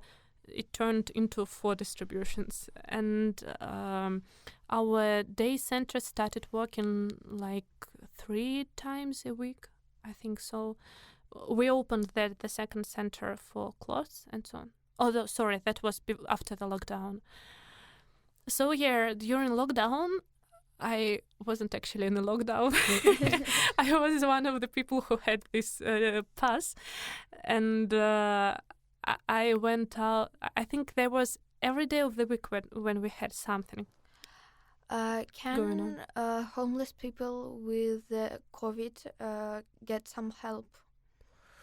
Ooh, well, in the usual way. So the only chance for them to get some medical treatment is to be accepted to the hospital. Mm-hmm. So if the hospital took them in, so yeah, then they could stay there. But I've heard the stories. I heard the stories of people who were ill and stayed out in the street with the temperature for several days, and they had to rely on other homeless people to bring them some food. Also, I wanted to add that actually we were not the only organization that did something. There was another organization which is called Dom Друзей. They were amazing, and they found They found a new system. They made an agreement with some hostels, because hostels also stood empty. No tourists came, apparently, to turn these hostels into temporary shelters for homeless people. So a lot of homeless could spend the most lockdown in these hostels, where they could at least sleep and not wander around the streets. At first, the first several weeks were the most difficult, when everybody was confused and everything was unclear. And you also couldn't find, there were no masks in the shops, and there was no sanitizers. So I remember we found some recipe for making a sanitizer, and we cooked the sanitizer. There were like liters of, I forgot, this isopropyl alcohol and so on. From that times I have this, it's not the Vietnamese flashbacks, but each time I smell isopropyl alcohol, I sort of dive into that atmosphere of the April 2020, this feeling of disaster movie, post-apocalypse and so on. It's sort of fun because it ended, that lockdown ended. Thank God that lockdown ended. I just know that in my home city, a lot of homeless people, they died during the peaks of COVID, because we didn't have enough equipment to help even people who had all of the documents, not talking about homeless people. I suppose it's true for Moscow also, only the numbers are not known, because nobody wants to look for the statistics. Yeah. And the very big problem is that people without documents don't have access to vaccine. Yeah. So, for example, I know that in Rome they opened the vaccination hub, where it's 300 people a day who get vaccines, the migrants, the refugees, the homeless people. And here, I think it was maybe in the end of December, where the first homeless people without passports got some vaccines, but I haven't heard about a vaccination hub being opened in Moscow. And it's a great problem, because especially with this new variant, Omicron, coming in the city, I don't know what will be. Oh, by the way, Yadu, can you vaccinate in Moscow? Can you get vaccinated here? Yeah. Oh, that's cool. Иностранцы, foreigners could. I did it in June of last year, and then the university kind of organized that, and it was free. But if you want to get, at that time, if you want to get a paid vaccination, it was almost double the price for foreigners than it was for Russians. Oh. At that time. Now I don't know the situation. So Sputnik 5. Can I ask a question regarding this documentation? So homeless people end up without documentation. Is there any way for them to get documentation? I asked this question because in the for doing the research in our centers, when it's open on Thursday and Friday, it said that you guys help them find jobs, you guys help them with legal issues, and you guys help them with documents. I didn't quite understand what this documenting is, because from an Indian perspective, our passports are, we do have documents, but it's even if you don't have it, we are not limited access to, let's say, hospitals or to vaccines, stuff like that. It's like you just walk in there, get a vaccine, go home. You don't have to like show them like your passport and say, I am registered in this system. It's quite different for me compared to with Russia. So how does the documentation thing work? We always need some papers. Без бумажки ты букашка. Yeah, you can't. No, Could you translate that? Without paper, you're a bug, and with a paper, you're a human. It's a Bug? bug, insect. You're an insect okay. without documents, Oh my and God. with documents, you're a human person. It's a quote of our very famous poet from Soviet times. Nothing changed in it, but so. Well, yes, we help with. We're not only us. There are different types of documents that a person needs, and so there are different types of support that he needs in this process. I myself know about Russian passports. So if you lose a passport, you need to pay a fine, which is actually, I believe, is like 1,500 rubles, which is a pretty big sum for a homeless person. And also you need photos, and you need to fill in the information in the blanks. And so people need help with understanding how it works. You also need to go to the police to tell them that you've lost your passport. So people need help with financial help. They need some consultation on how to do it, and sometimes they need somebody to come with them as a volunteer, because some volunteers to come with them, because some social workers, not social workers, these officials in this document offices, they are not very hospitable towards homeless people. So sometimes you need somebody with you to be a mediator between you and the official worker. They can be mad at you if you are a normal person. Okay. They usually are, actually. So you can imagine how it is difficult emotionally to homeless people. Right. Yeah, and there is also another process which you need to go through if you want to get pension from the government. Does the Russian government give pension to everybody, or do you have to be like a government employee? No, to everybody. There are different groups of people who get pension. So officially, every person is allowed to get pension after he reaches, what is pensionный возраст now? 65 for men and 60 for women, I think. So every citizen of Russian Federation. It's kind of complicated because you need to have it's called stage. How many years did you work? If you want, the amount of money that you get from the government depends on your working experience, the quality of work that you did, and your age. For example, people who work at very dangerous factories, people who worked in some. I believe industrial kind yes, of extreme. industrial extreme factories, in military, in some firefighters, and I believe also some sports go into this category. They, for example, the people who fly on planes, the flight attendants and pilots, for example, they can retire earlier than usual. They don't have to wait until they're 65, and I also think that their pension will depend on their. It's much higher. Yes.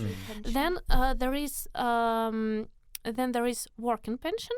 So if you worked that, then you have to provide some documents that you had this working experience. It is called stage, and it will affect the amount of money you get. If you don't have anything, apart from the fact that you're a male and you're a citizen of Russia and you are 65, then you will get the minimum, the basic pension, which is really low. I don't remember. It's even lower than a sum that you need to have to survive for Yeah. a month. And Right. it also depends on the region which you Yeah. are registered in. So in Moscow, the pension is higher than in Moscow region, for example. But it's expensive to live here. Yeah. So in theory, a homeless person would get money from the Russian government. In theory. In If- theory. In theory. If there are some homeless people, Mhm. or I would say close to homeless people, who get this pension, but it's still not enough To survive, yeah. sustain So yourself. it's helpful, yes, but apparently it's not enough to cover all the expenses of living in the city. Okay. Just so that I'm curious. Mhm. So all the jobs you told. So what if I'm like a freelance graphic designer? Oh.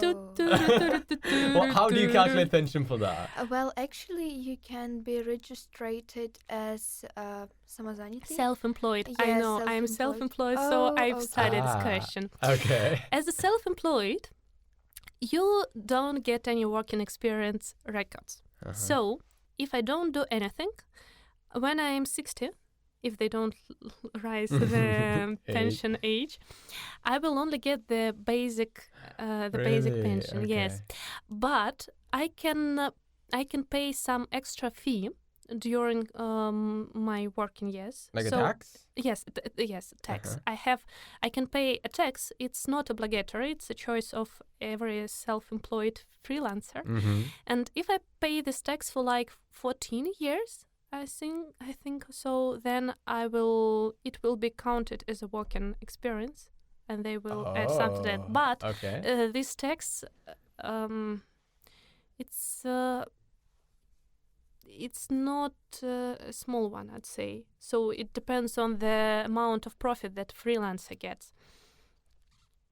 It's a very However, interesting question nowadays. Sometimes it's even safer than to invest. The pension.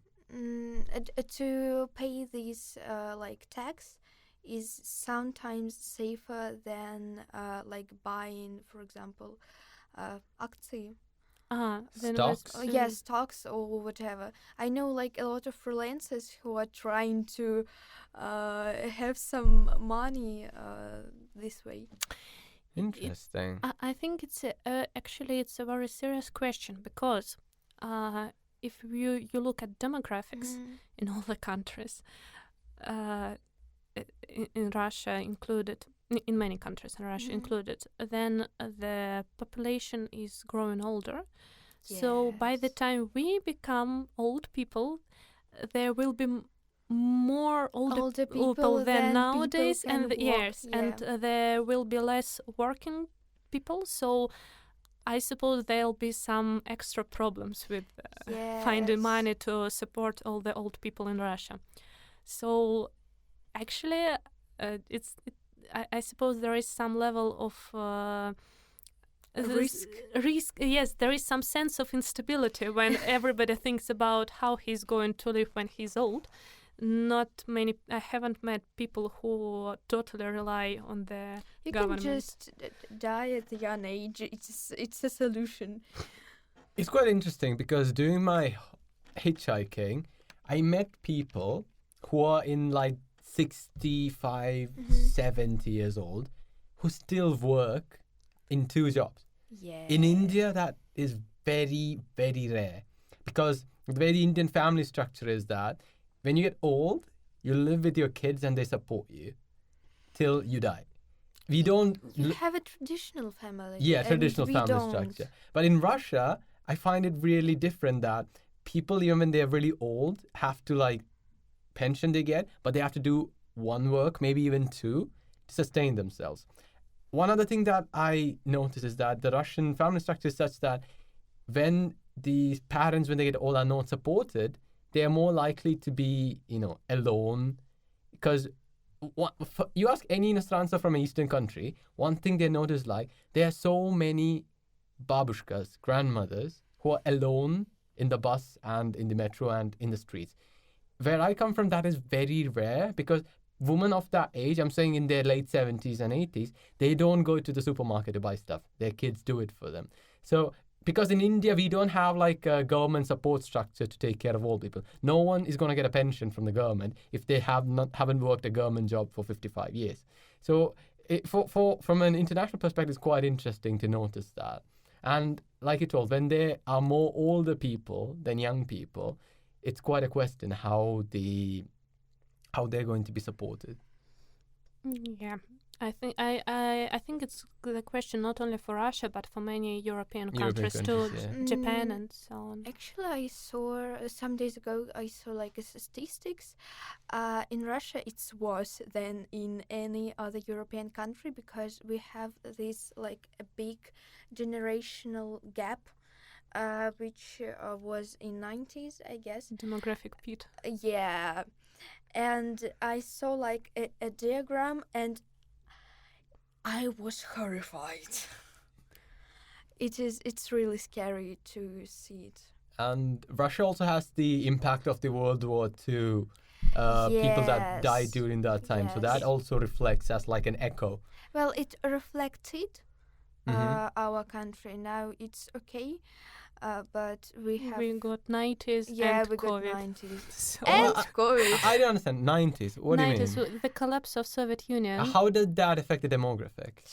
It was a decade of horrifying experience, which is called evil 90s in Yeah. Russian, Yeah. лихие 90-е, when But can I just say something? The Yeah. best music from Russia came from the 90s. I'm sorry. it's usually it's connected. the creativity bursts from all the shit that happens in your life. So when the Soviet Union collapsed, the system wasn't ready for this transaction from the social model to socialism to capitalism. So and also it collapsed in a very bad way. So a lot of factories stopped working, a lot of things stopped working, a lot of people lost their jobs. And at that time, you can easily find tons of stories about people who survived, who got salaries for months with, I don't know, sugar or car tires or some alcohol. Yes. Samagon? Yeah. So for I don't know, with the things that the factories produced, the teachers didn't get normal salaries, the medical workers didn't get normal salaries. My own boss from my science laboratory told me a story when he got a salary and he had to immediately go to the shop because in the evening the prices would rise so high that this money wouldn't get any worse. Hyperinflation. Yes, hyperinflation. Do you know in the movie Brat, for a watermelon, it's like 2,000 rubles or something. Maybe. Highly inflated price. And I also saw like a 10,000 ruble note from the 90s. And I asked the person, do you still have it? And he's like, no, that was a 90s special. Yes. And a lot of... so for example, my grandmother came to some place and she saw normal people freezing to death. It was some Siberian city because they lost their jobs, they couldn't come back to their homes, so they had to stay on the street and no place to go to, and they just died because it was very cold. Or my father told me a story about him working in some kiosk and there were criminals who knocked on the walls, or he was going on the street and there was some person with the gun and he had to crawl away from him through. So 90s were a time of great instability. A lot of people left country. Those who stayed worked their asses off to go on, and people started having less kids. Yes, and there was a high a drastic fall in birth rate. Yeah, and a lot of men at reproductive age, they died literally because they were, for example, shot or because of violence. Yes, or they became alcoholics, or they got to prison. Yeah, so 90s were not the best time. So now we have this gap. Oh, I didn't know that. That's interesting. I knew the World War II thing, but I didn't realize the 90s caused a drastic decline in birth rates. I think it was even it was even worse in some former Soviet republics Yeah. because there were some civil wars going here. Yeah, and same there. thing like in Ukraine, for example. Yeah, it's like an Eastern European phenomenon. Or Yeah. No, previous Central- communist countries. Central Asia too. Central so, Asia too? For example, in I know that in the countries in the former Soviet Yeah, former republics, Soviet Union, yeah. from the former Soviet Union, there were also a lot of ethnic clashes between different ethnic groups. So a lot of people had to leave their homes and Migrate somewhere. migrate somewhere. So a lot of high educated personnel left those countries actually.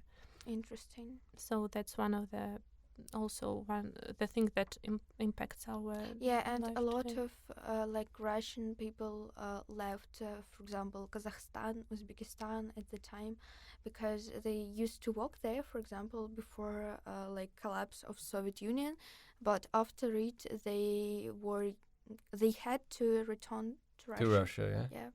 Okay, so let's talk about it's a really interesting moment. This international conflict. Your organization also played a key role in a few international conflicts, and at one instance played a bigger role than what the United Nations could in resolving that conflict. From what I read, I might be wrong. Could you explain about that? I'm talking about Mozambique. Oh, yes, Mozambique. Actually, there is a very good book about the international conflicts and Sant Egidio's role in participation in the solutions to them, which is called «Творить мир», to create peace. In Russian, «Творить мир», Okay. to create peace. I don't know its Italian or English name, Okay. but I believe it's been translated to several languages. And so a lot of things can be found there. About Mozambique, it happened so that there was one Mozambique priest. I think he was... Okay. So for the people who don't know, Mozambique is a country in Africa. Yes, near... Madagascar. Yes, Yeah. yes. So there has been there was a civil war going there for like 16 years, and it was really violent. I think like 1 million people died there, and Mozambique isn't a big country, so it was a lot of a huge percent of population, a lot of people who became refugees, and this civil war threw Mozambique into the place of one of the poorest countries of the world. And at that time, I think he was a bishop from one of the Christian churches in Mozambique. He came to Rome, he met one guy from the community of Sant Egidio, and they became friends. He told about the problems of people, just normal people from Mozambique, to this guy from the community, and that's how the people from the Italian community in Rome learned about the situation there. So at first they started collecting some stuff for people, some humanitarian aid to help them, and they, I believe they sent tour. So there was a special airplane flight to bring all this stuff, and at first they tried to provide the help in this way, but when there is a war in your country, all this help is like building a sandcastle near the waves of water that come and destroy everything that you build. And there were several people from the community, or maybe from Mozambique community, which appeared around this friendship with Sant Egidio in Rome. Several people from this community, or maybe some people that they helped to, who were killed already after. Volunteers of Sant Egidio? I'm not sure actually. But like people who came to help? Not people who came to help. Locals. Okay. Locals who were friends of Sant Egidio, Okay. or maybe locals from local Sant Egidio that appeared, who were killed in the civil war, and it became apparent that if the war isn't stopped, then all this work goes to dust.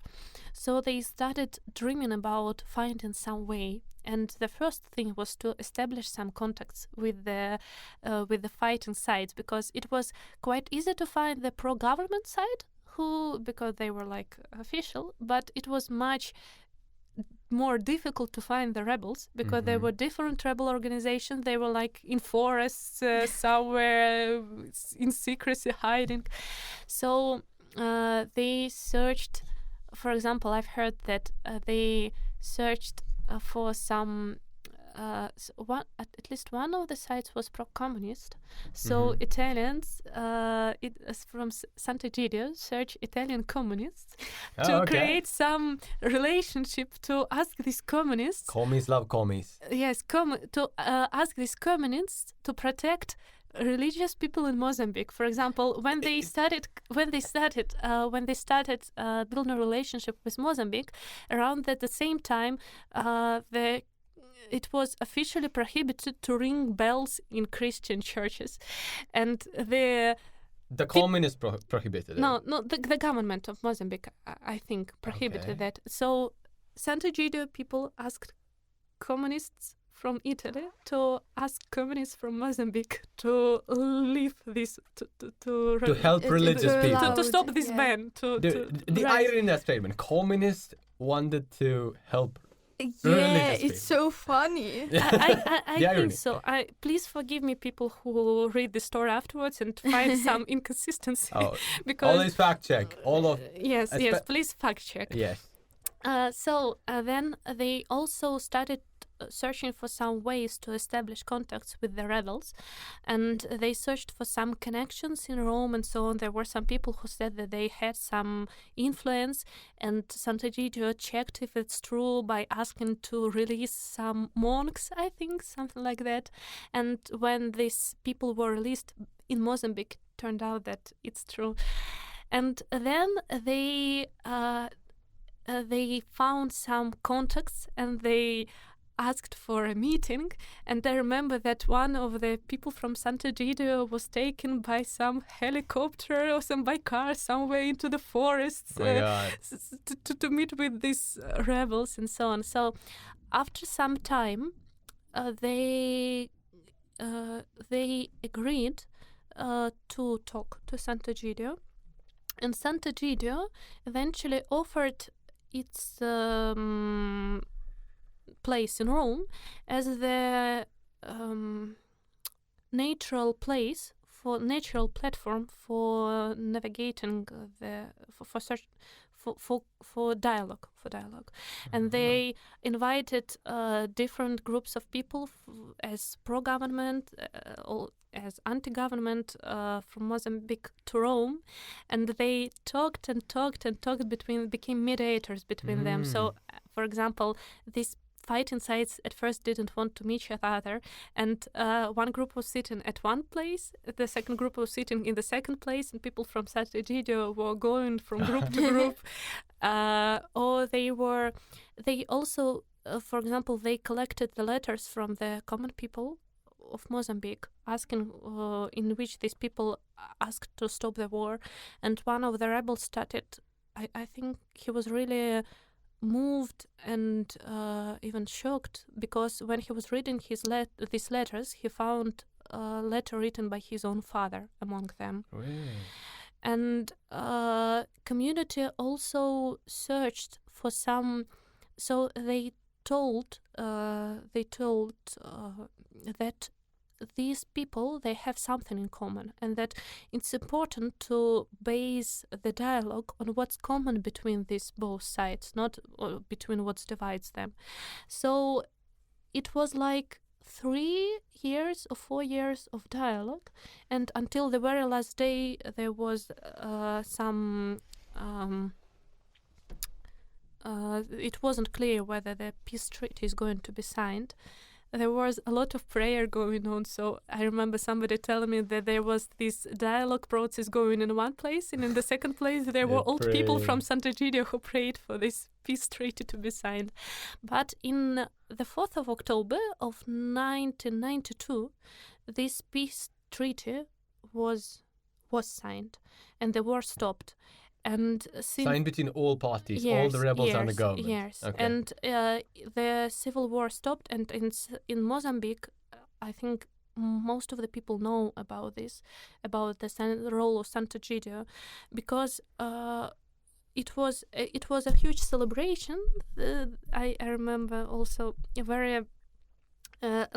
a lot of talking going around, not only in Mozambique but also in other countries, who were amazed by these volunteers who somehow stopped. Yeah, started by a group of school kids in Rome. Stopped the conflict. They were around 30 something at the time already. So the group, young adults. Young let's adults. Say, young let's adults. Call it then. Yes, and also. And also, Sant Egidio in Mozambique, organized by locals, also grew a lot. So, for example, they started treating speed AIDS in English, AIDS and other illnesses. They opened the daycare centers for children, where children could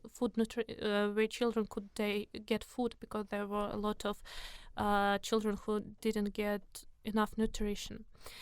So, yes, it really changed the life of the country. The thing is actually that nowadays there is another problem going on there, because several years ago they found oil in the north of Mozambique and some natural resources, and you can understand pretty well what it means for a non-influential country to find some natural resources on its territory.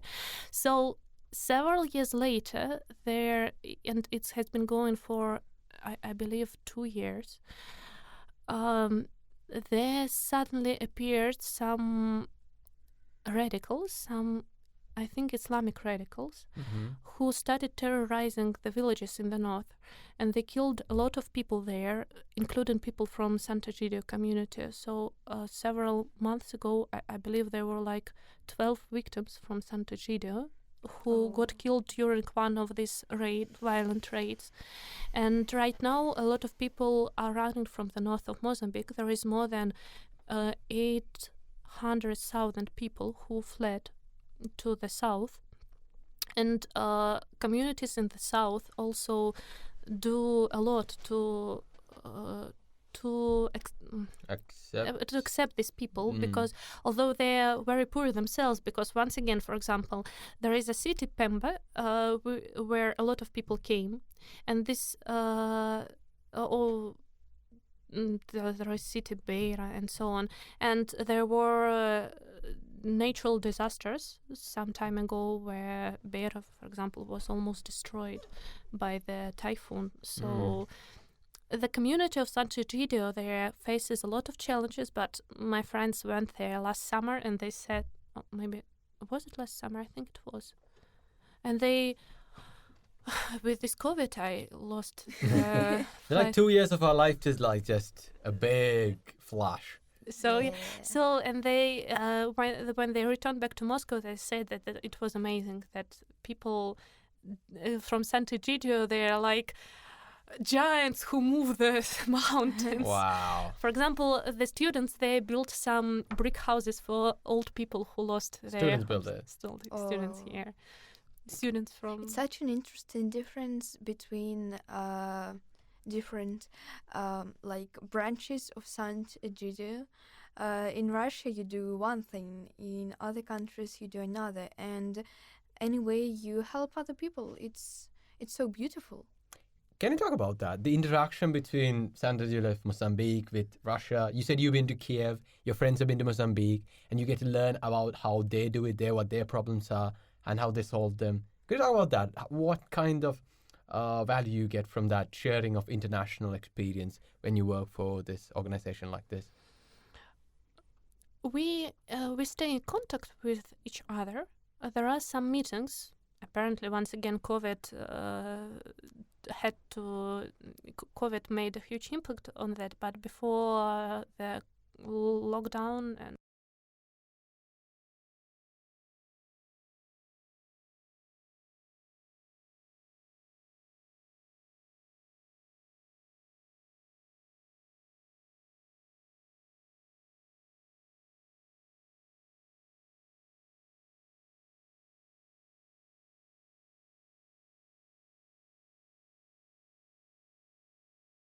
your funds?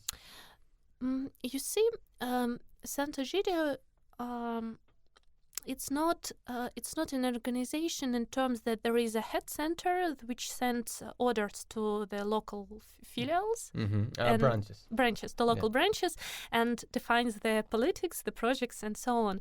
It's more like стихийное, как это называется? I don't know, Poetic? maybe random. No, random. Случайно? Yeah, it's Accident. Decentralized? No, this like a group of people that we like this idea. Let's do something like that. It's Spontaneous. Spontaneous groups that. Once again, I really like Russian term "растут как грибы," grow like mushrooms. Grow like mushrooms. I was confused when you said that. Like, grow like mushroom. What is that supposed to mean? Sorry. Yeah, it's like about spontaneous things that appear on themselves in big quantities around. Yeah, now it makes sense. Yeah. So in Sant Egidio in Moscow began with a group of. There was Soviet Union, which collapsed. The borders opened, and people from Rome who dreamt from Sant Egidio, who dreamt for a long time for something like that to begin in the communist, for something like Sant Egidio to appear in the communist countries, they decided, why don't we come to Moscow for a week to tell about Sant Egidio? Okay. So they made contacts with Moscow State University, and they came. Your university. Yes, and they came in the beginning of 90s with the for let's say a conference which was called in a very unusual way for Russians from the fall of the communism into eternity, something like that. Fall of communism into what? From communism to eternity, something. Communism to eternity. I'm not quite sure, but it was like strange naming, but okay. Yes, so in English it was really, I suppose, a lot of people got interested by this strange name, by some Italians coming, because of the foreigners at the time. It was pretty unusual thing for so a lot of people came there, and among them were some students who decided that they want to organize something like that in Moscow too. So they took the way the things are done, the approach, the idea, for example, reading the Bible, although none of them were really Christians, but they decided to trust into the experience of the people from another Sant Egidio community who explained to them that it's important to find some orientiers. Orientira. God. Some key points. Some key points, yes, right. to find something that you can relate to, that you can turn for advice to, right. And rely on. Okay. Rely on, to look into for inspiration and so on.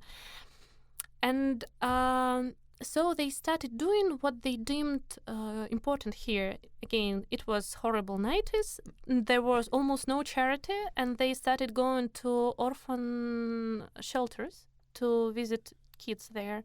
Then at some point they met some elderly people, and they started visiting old people in elderly houses.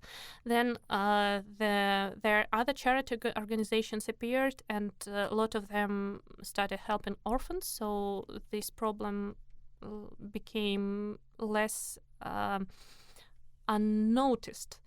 But there were homeless people who were treated as dust, and there were almost no organizations who helped homeless people. So there began a group appeared which started visiting homeless on the streets, and so it grew. And it's the ideas come from what we see here in the Moscow, what we think, what we get. So we hear what other people do in other communities. We sometimes think, that's cool. We also need to do that here. Or we see some problems and we think, what can we do to address these problems here?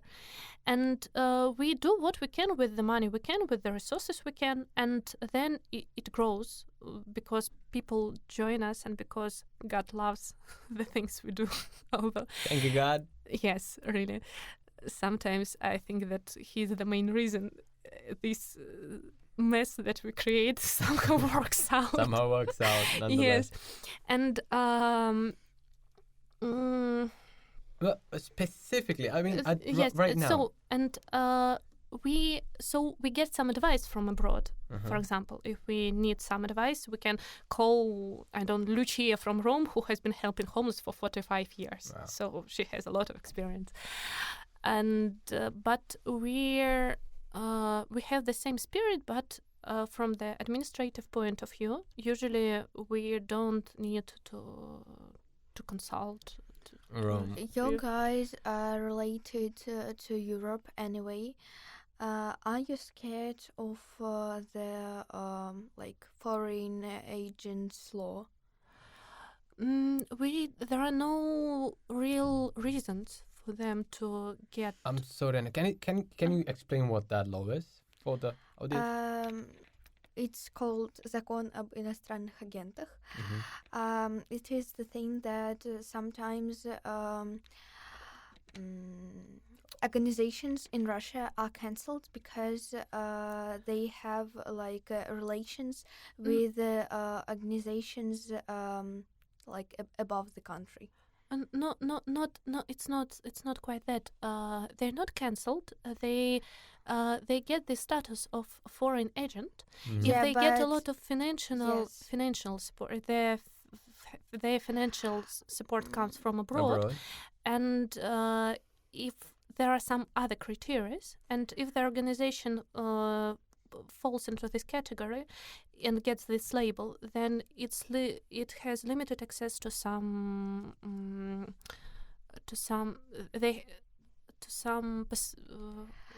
things for example, for work here. A lot of like media resources in Russia this year got like status of foreign agent. For example, you know, Medusa, it's Latvian or something. Yeah, it's kind of Latvian. So they lost all of their I forgot the word. Reklamny. Advertisement contracts. They just lost them. And for example, sometimes not organizations are called agents. Sometimes separate people are called agents. Like individuals. Yeah, individuals. Even if they are even if they are not. Am I an иностранный agent? You can be. I am literally an иностранный agent. You're foreign, but not a foreign agent yet. I can be. So actually, you can be. Yeah.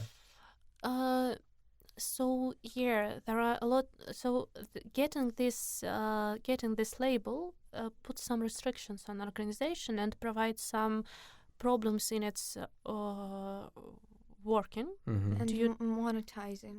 Yes, it's monetizing, and there are some extra rules that they have to follow. But as for Sant Egidio in Moscow, I actually don't see that as the possibility right now. That's great. Because first of all, we don't get any financial support from abroad. We are registered as the organization, how to say, Russian organization here in Moscow, and and secondly, because we don't work in any political areas. So, I mean, we focus on needs, on humanitarian things, on the needs of poor people, on peace dialogue, on good things. So as long as the Russian government stays the way it is now, I don't see any real problems coming from the official side. Even more so, we got the government approval too. So we want some grant, some government grants, and we have a lot of connections with different people there who know Sant Egidio and who approve of it. So So, like I have no idea whose phone is that. I don't know. It's not mine. But it feels like the sound is from here, but it wasn't my phone. Okay, anyway, stop. Okay. Okay, we're gonna cut that part. And also, I would like to add that sometimes Santégidio has to act as a certain organization. For example, when it contacts the governments of other countries, what it makes organization. So at that time, there is a representative Santégidio who has some official status, let's say, of the representative and so on. What about individuals? As an individual, can they donate to Sant Egidio? Yeah, sure. There is. How's the workflow? How's that process? We have some donation button on our website, santegidiofriends.ru. Then there is also our web pages in social networks, in Facebook, Instagram, in VK, and it's possible to find us there and to send donation to us through this page. We'll leave all those links in the show notes. Yeah, no, I don't know whether there is a donation button in the social network itself. I'm not sure, but it's possible to find our contacts. Yes. Interesting. So, one thing that I noticed, like for our distribution last week, we made eggs, like lots of eggs. Where does the eggs come from? Where does the kalbasa come from? Where does the halib come from? Oh my God. Are those contributed by the volunteers, or do you use like the funds of the organization to buy it? It comes from animals, Yadu. You should know that. That's the vegan argument. Everything comes from animals. You literally can't imagine the amount of memes that we made about cooking eggs, because it's the question where the eggs will come from. It's the question of every Friday. Every Friday, yeah. Every Friday. So basically, it started all during lockdown, because we wanted to add some extra food to our normal package, because people were really hungry, and we decided to add boiled eggs. Then lockdown ended, but eggs remained. And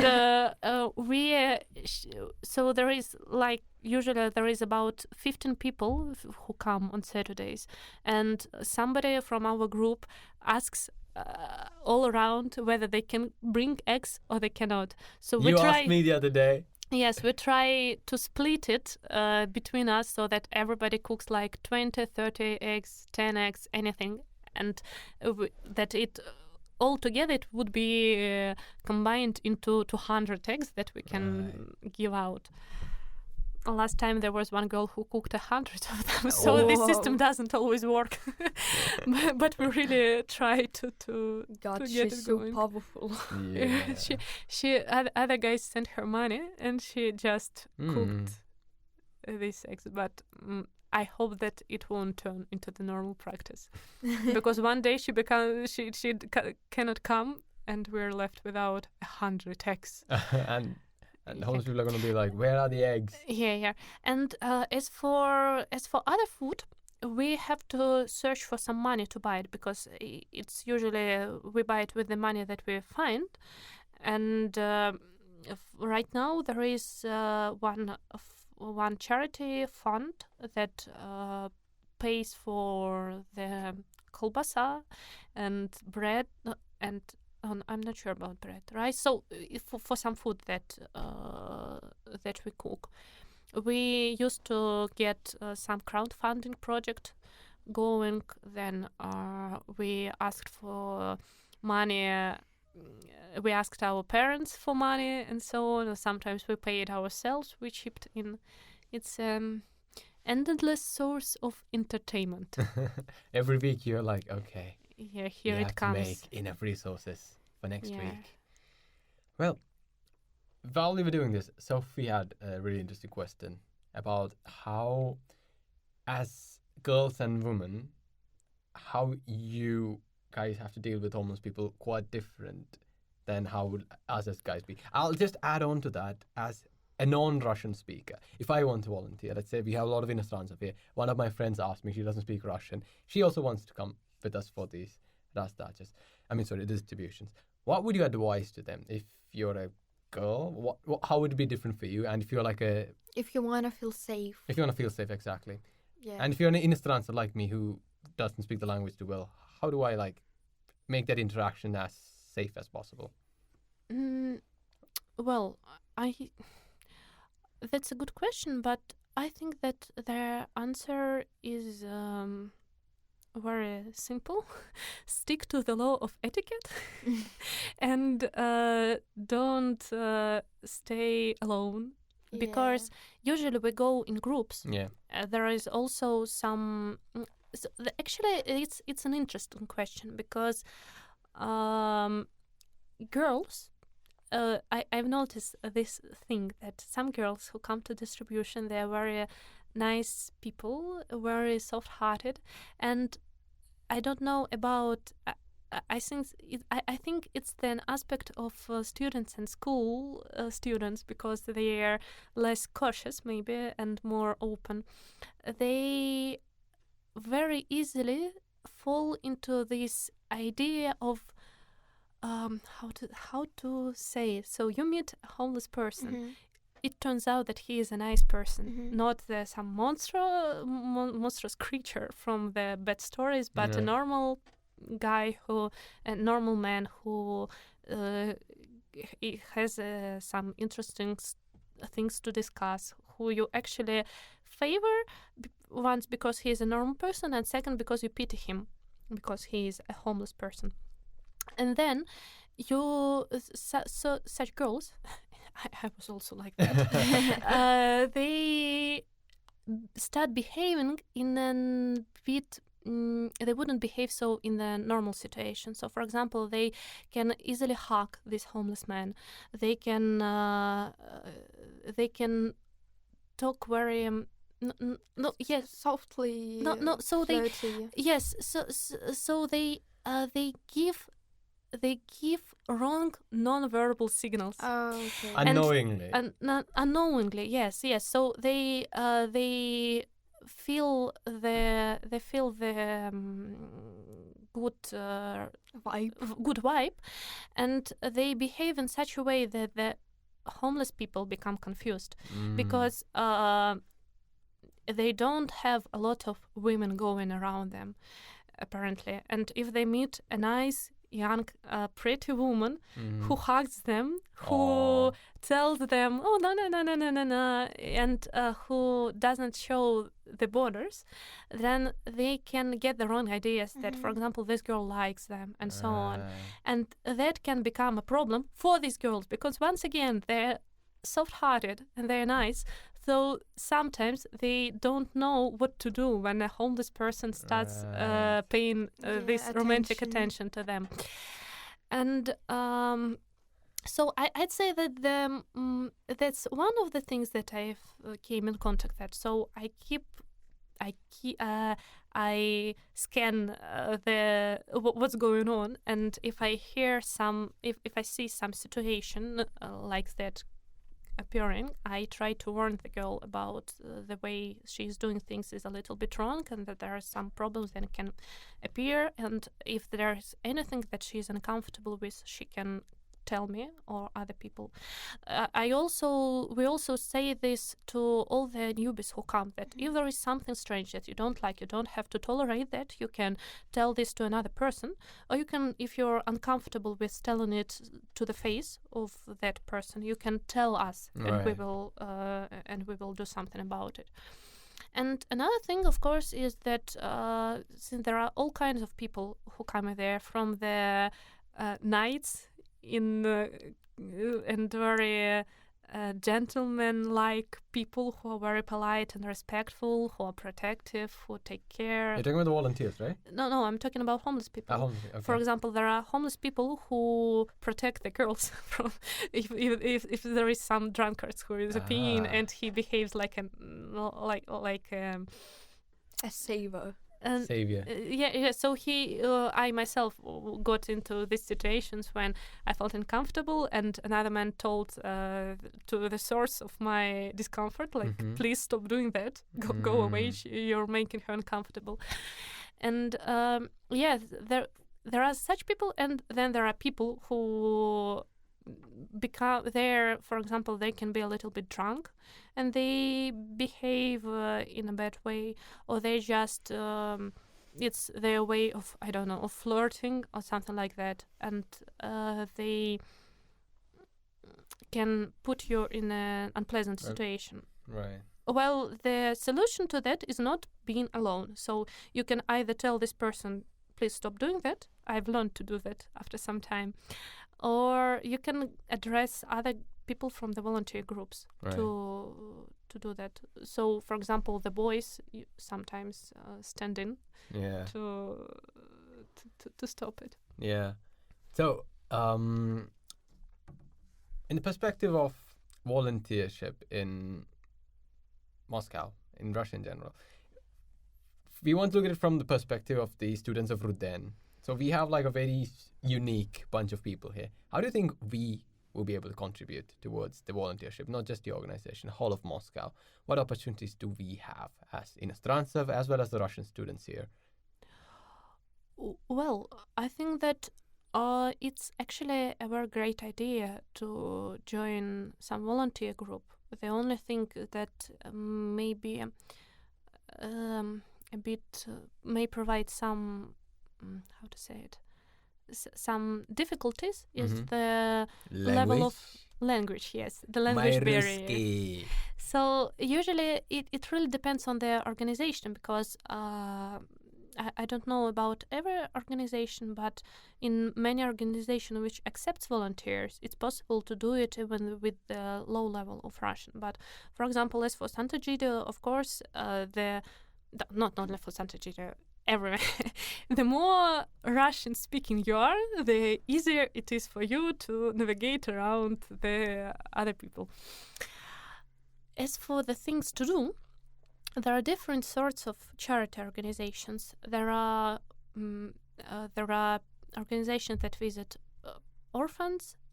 There are organizations which help homeless people. We're the only one. There are organizations which visit elderly people, for example, Starost v Radost. There are organizations which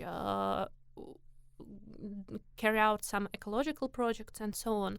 A good way to find that is through the websites, through social networks, because usually there are some charity events which are organized. And so anyway, to find out the name of the organization and then to call them, to contact them and ask whether they accept volunteers, because different organizations have different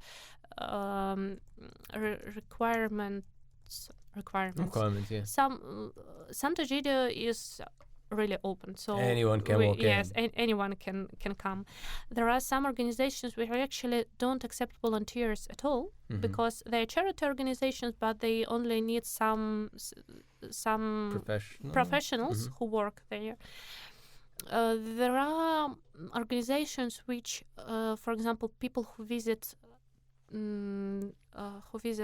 patients in hospitals, who ask for some medical documents, медицинская справка or медицинская книжка, something like that. So the best way to go around it is to find the organization that interests you, to check out their website or their social pages. Usually social pages are more informative. Right. And if you're interested, then to write to them. I also noticed, like, there are a few websites like dobro.eu, volunteer, Mosvolunteer, something like that. I noticed, like, a lot of the listings in the volunteer requirements are for photographers, videographers, social media managers. So if you are studying in these spheres, like journalism, telemedia students, you can actually do like a volunteer or an internship for these organizations and actually get some resume points where you don't actually, if you don't have the time or if you don't have the interest to actually be on the ground working for a volunteer organization, actually do these things which are actually useful for you in a career perspective too. So that's also an option, and we'll leave a link of all the websites that are possible to connect with charity organizations in Moscow. So I think we have come to the business end of the podcast. So I just want to end with a really philosophical, really meta question, because you're a person who spent 10 years of your life and a lot of time in your 10 years for other people, and there are not a lot of people who actually do that. What do you think gives life meaning? It's so cringy, it's such a meta question, but I think you're a sort of person that I would want to ask that question to. Oh my God. So, let me get this straight. Do you ask me what is the meaning of the life? What gives life meaning? Life meaning, from my point of view. Yeah. Whoa. Whoa. She didn't sign up for this. Yes, it's that's a very good question. It's so important that it's actually really important. I ask that a lot myself. I think that there is theory and there is my emotional state. That's all. My idea is that life meaning, that it's important to learn to love other people, because first of all, I'm a Christian myself, yes, so I believe there is life after death, and that after death we are left with the way we learn to be here. So we cannot take money with us. We can't take our favorite iPhone with us. We cannot take our, anything our success with us. But we get the thing that we get there to the other side in the state that we're got to. If we learn to love, we can love even there. If we learn to hate, we will hate even there.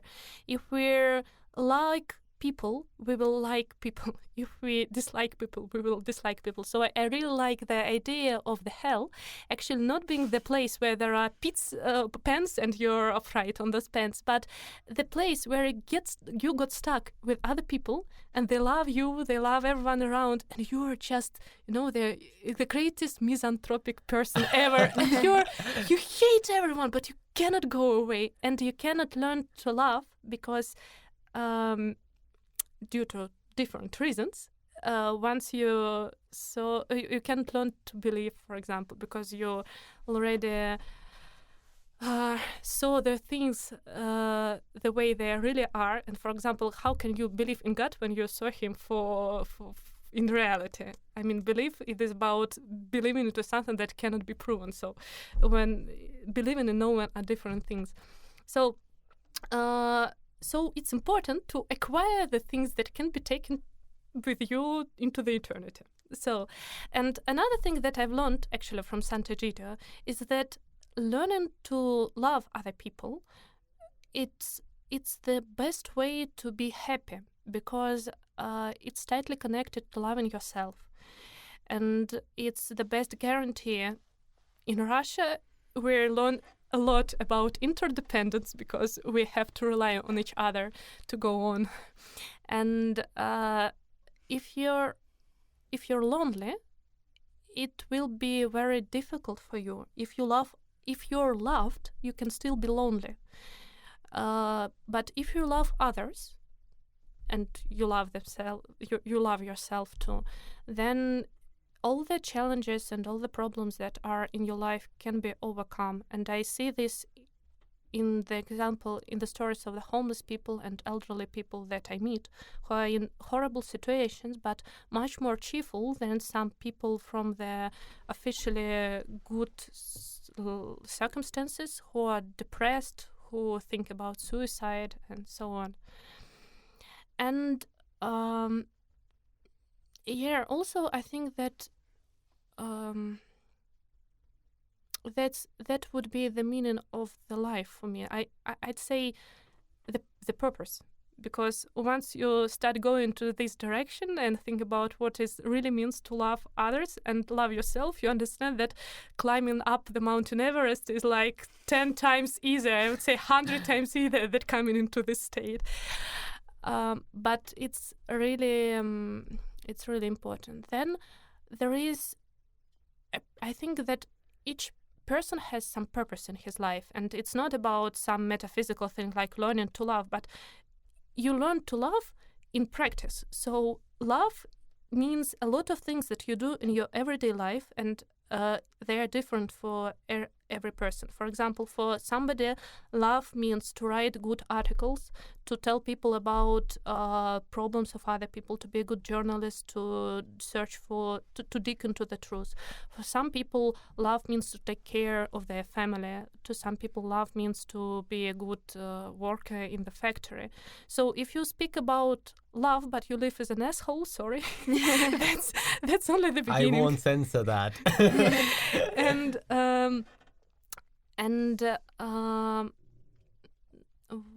what else? And it's more. I think it's about being also. It's about being open to the world around you, because for example, you can be stuck in a difficult situation. You have to take care of your ill family member, or you're a mother of 7 children, and you don't have any energy left to do any charity apart from taking care of your children. But it's really different if the woman or man, as it goes, still has some space in his mind, in his interests, I don't know, in his worldview to learn about others. So he says, sorry, I have 7 children, I don't want to listen about anything else. So I am closed in my own small world, and please don't tell me about anything outside of it. And then there is, so that's the theory, right? That's what I think about. And then there is practice. And I think when I look at my life, sometimes I live, I lose this sense of direction. So I sort of find it, and I'm like, Yoli-pali, that's what I should go. That's what I should be. Oh, tomorrow I'm calling my friends tomorrow. And then tomorrow comes and like, oh, I am a boiled potato. I don't want to do anything. I don't want to hear about anybody. Let me stick into my small world. And so it's, I think that everybody, in the end, everybody has to figure out the meaning of the life and I wanted to add that the purpose is very practical. So each person has his own purpose in his life. Be it a great manager or a mother of 7 children. And that's the form that he will, the way that he will learn to love. It's connected. But I haven't figured out the real purpose of my life. No one has. That's nobody has. So everybody, in the end, everybody has to figure it out himself. Maybe it's about just living and having new experiences. Yes, maybe. I think that's the gift that humans got. You know, God gave us freedom, and with that He gave us this, oh my God, where I'm going? Are you here? Are you not here? Do I live? To live or not to live? What is the question? So, a lot of fun to be a human, yeah? It is. But I think it's slightly more fun to be a dog, which is my favorite part of my New Year celebration with Anya, her dog Pi, who I'm going to meet hopefully after this. Yes, Yadu. I was expecting you yesterday, actually. Really? You told me that you're going to come and take care of my dog instead of me, and then you forgot. No. Yesterday I went to buy some stuff for my mom. I'm going back to India. Yeah. So once I come back, I'll take care of a dog, and I'll take care of you. Okay. Cool? Okay. But more it's a deal. It's a deal. Well, I think your answer for that question has to be the best ending to any podcast I ever done. So I think we'll end with that. Sophie, do you have anything else? Nope. So Sophie, could you sign us off? What? And conclude the podcast. It wasn't the best way to start the ending. However, today in the studio was me, Sonia, our another host, Yadu, and our guest, Anne. Thank you, Anne, for this beautiful and really interesting conversation. Dear listeners, I hope that you enjoyed it. Bye!